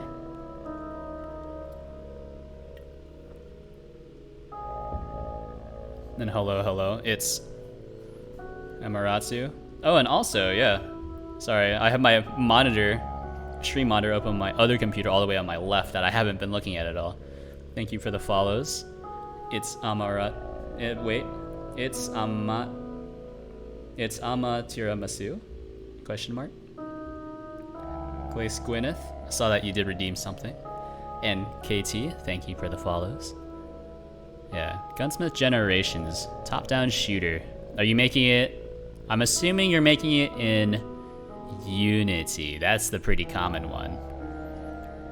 It's tiramisu.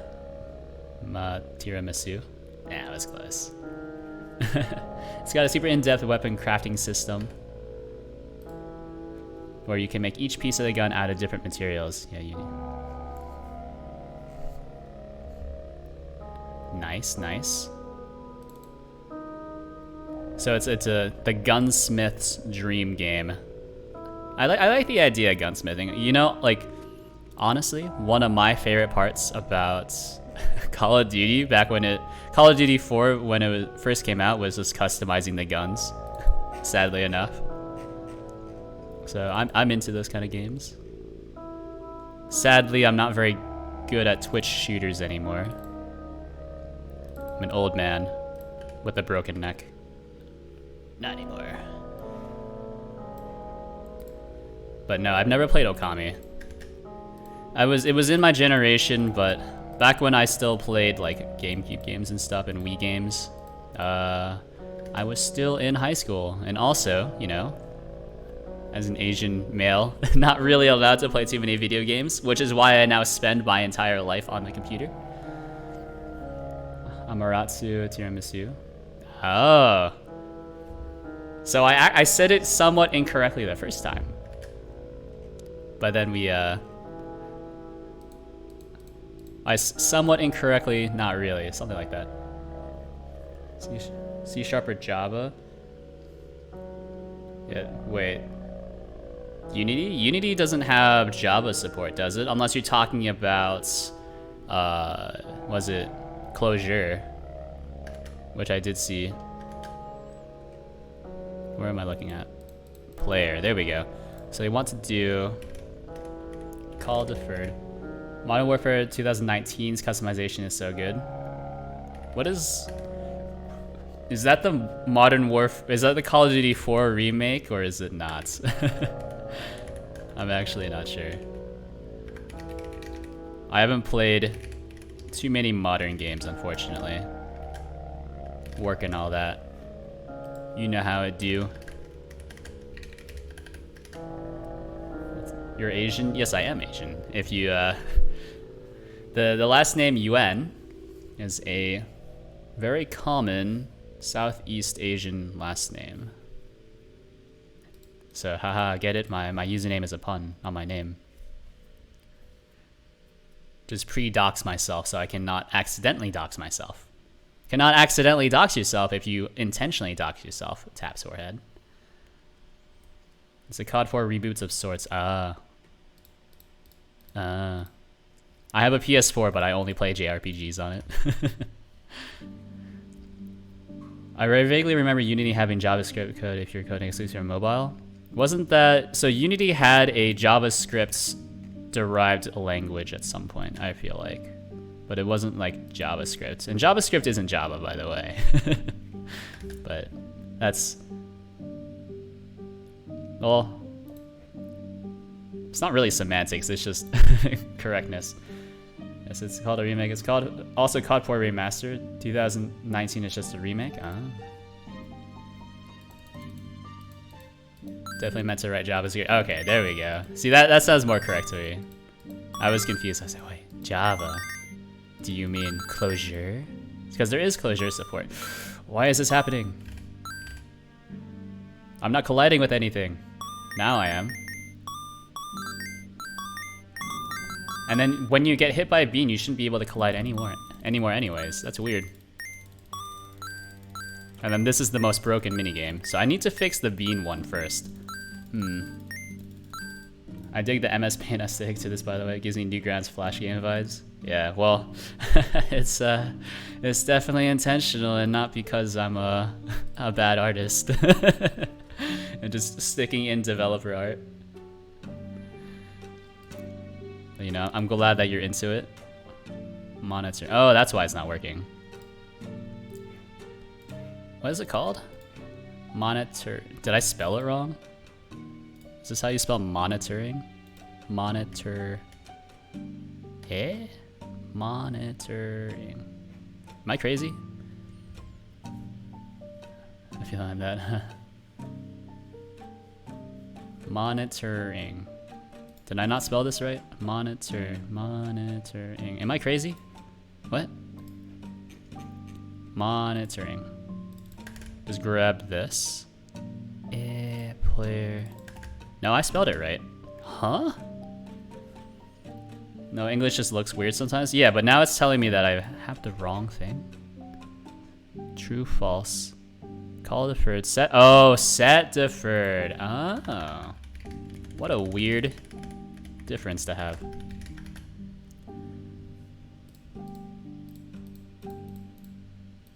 Let me see. But yeah, KT, does your game have is it pixel art or is it more of like a real art?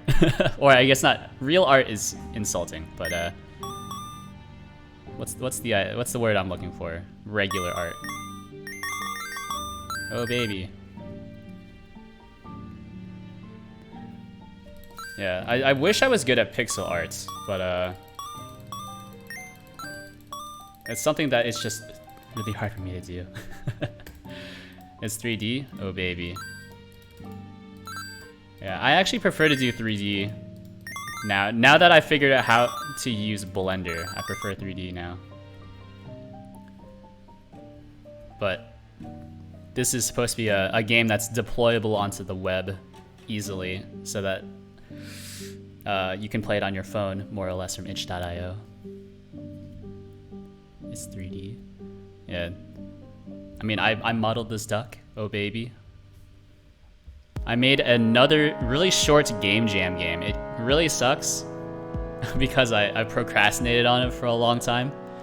But that taught me a lot about how to do 3D as well. Not good 3D, mind you, but good enough.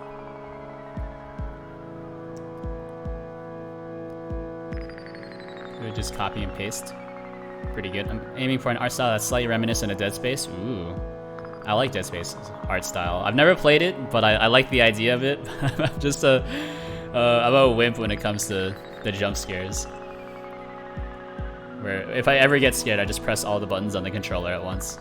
Mainly because it starts to evolve in that direction as I was building levels. Nice. No you. Oh, and then DeadSec did the no you for me. That's the placeholder mod I downloaded for the main character. Looks a lot like Isaac's armor. I'm a complete wuss for horror games. Nice.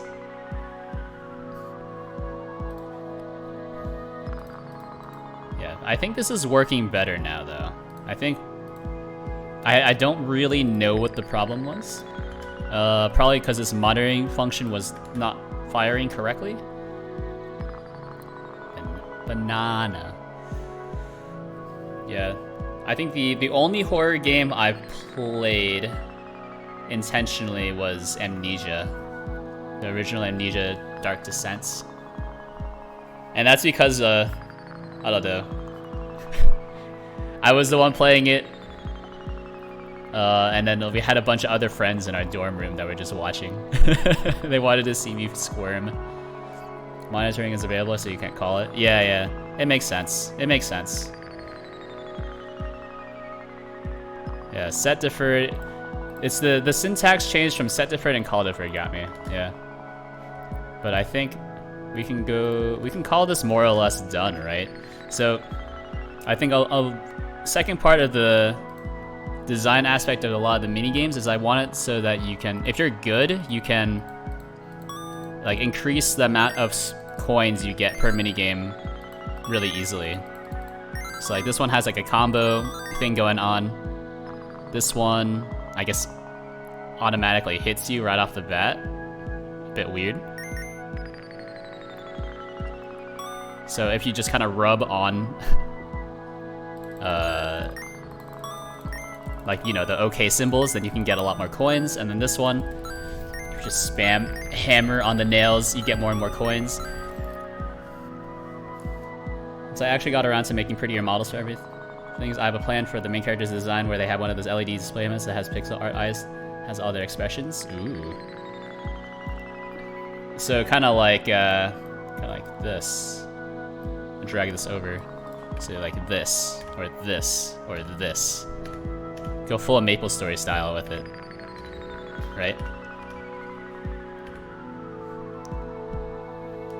Something like that.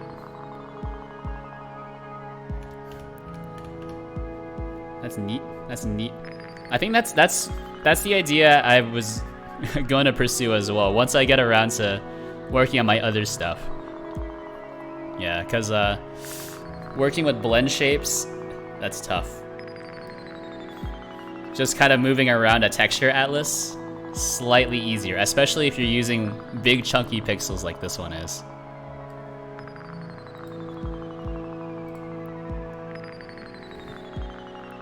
So yeah, it would be more like their default look would be big eyes, long eyes.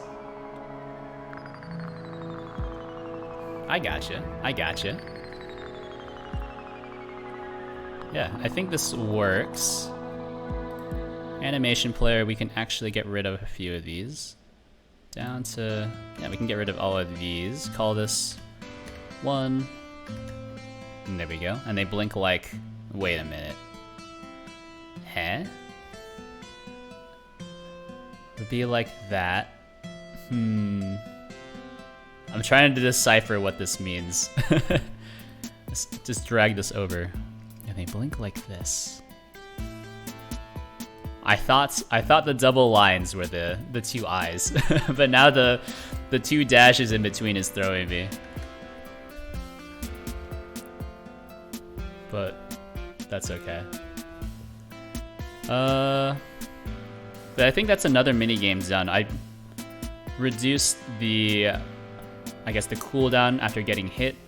Sometimes you just get hit at the very start for whatever reason, I should say. In your ASCII art, it's okay. I think it's on me. If other people can understand it, then I apologize.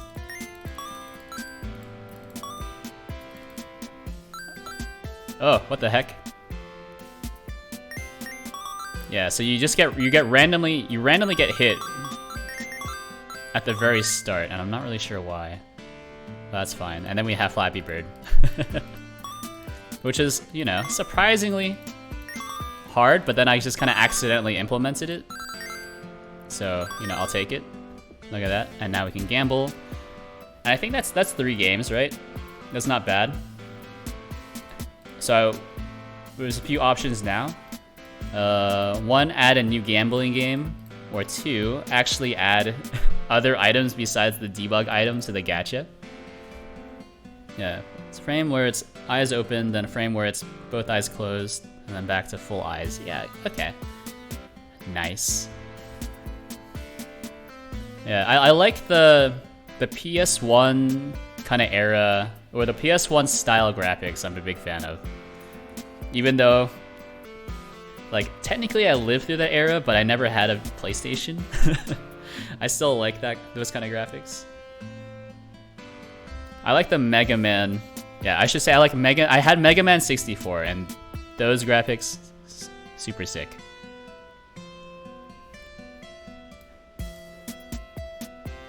You know, I actually want to play Mega Man 64 again. And I know Mega Man 64 is based off of Mega Man Legends, which I think is a PS1 game. Yeah, also all the dialogue is just, yeah, unvoiced. Everyone will understand them like they said something more. Oh, so like you're kind of like in a JRPG where you have a silent main protagonist and they just kind of go, ah. Or yeah, that's like Link, right? In the Legend of Zelda, he just goes, ah. And then people just kind of like, oh yeah, go here.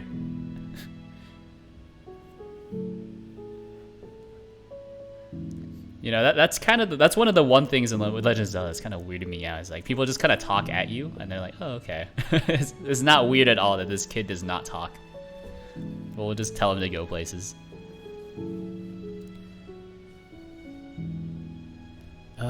Yeah, let's create a new gambling game.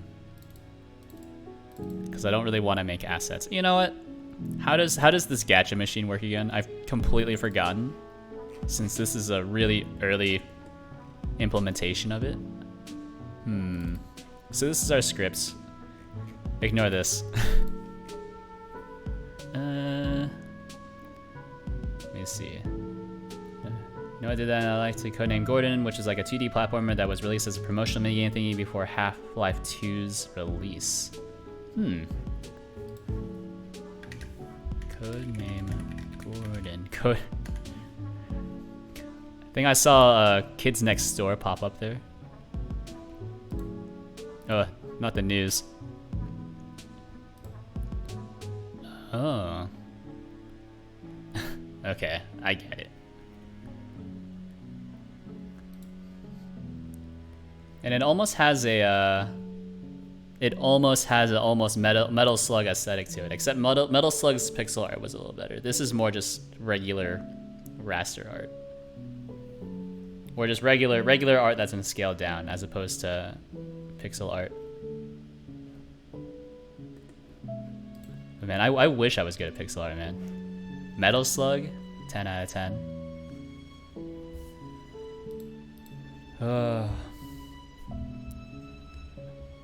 And you know, I'm sorry. I know you rated me, but I'm actually past my stream time. I have to go to sleep at some point so I can wake up and go to work tomorrow. Yeah, it'd be like that, although it wouldn't be supposed to be a text box with ... Nice. Good night. Yeah, let me send it. Let me send you. Do you have anyone in mind? And I'll just raid them from here. Otherwise, I can find somebody.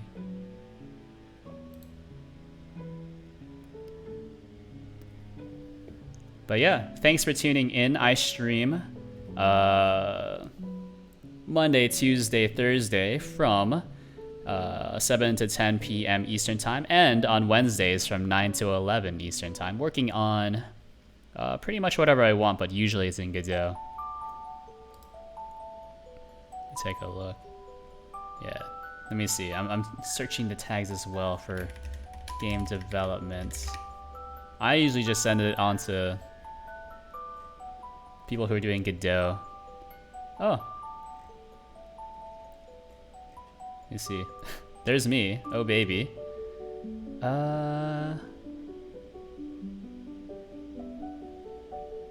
Let me see. Game development. But man, it's... If you have no one, I'm probably going to send it to Jitspo. But, I'll wait for a response. I saw myself earlier, I searched it, I was like, yep, yeah. Let's raid me really quick. You know, really pump those stats, you know what I'm saying?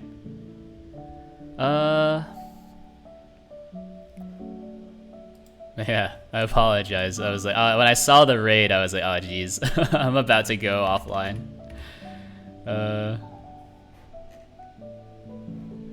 But now I feel obligated. Yeah, but let's send it. Let's send it. I'm gonna send you to Jitspo, who's working on a game in Godot. So the same engine, but in 3D, and I think they're a little bit better than me. Yeah. Sending it. Anyways, thanks for tuning in. I'll be back live tomorrow from 7 to 10 p.m. Eastern Time, working on probably this gambling game. See if we can get something out. But yeah, thanks for tuning in. I will see you next time. Goodbye.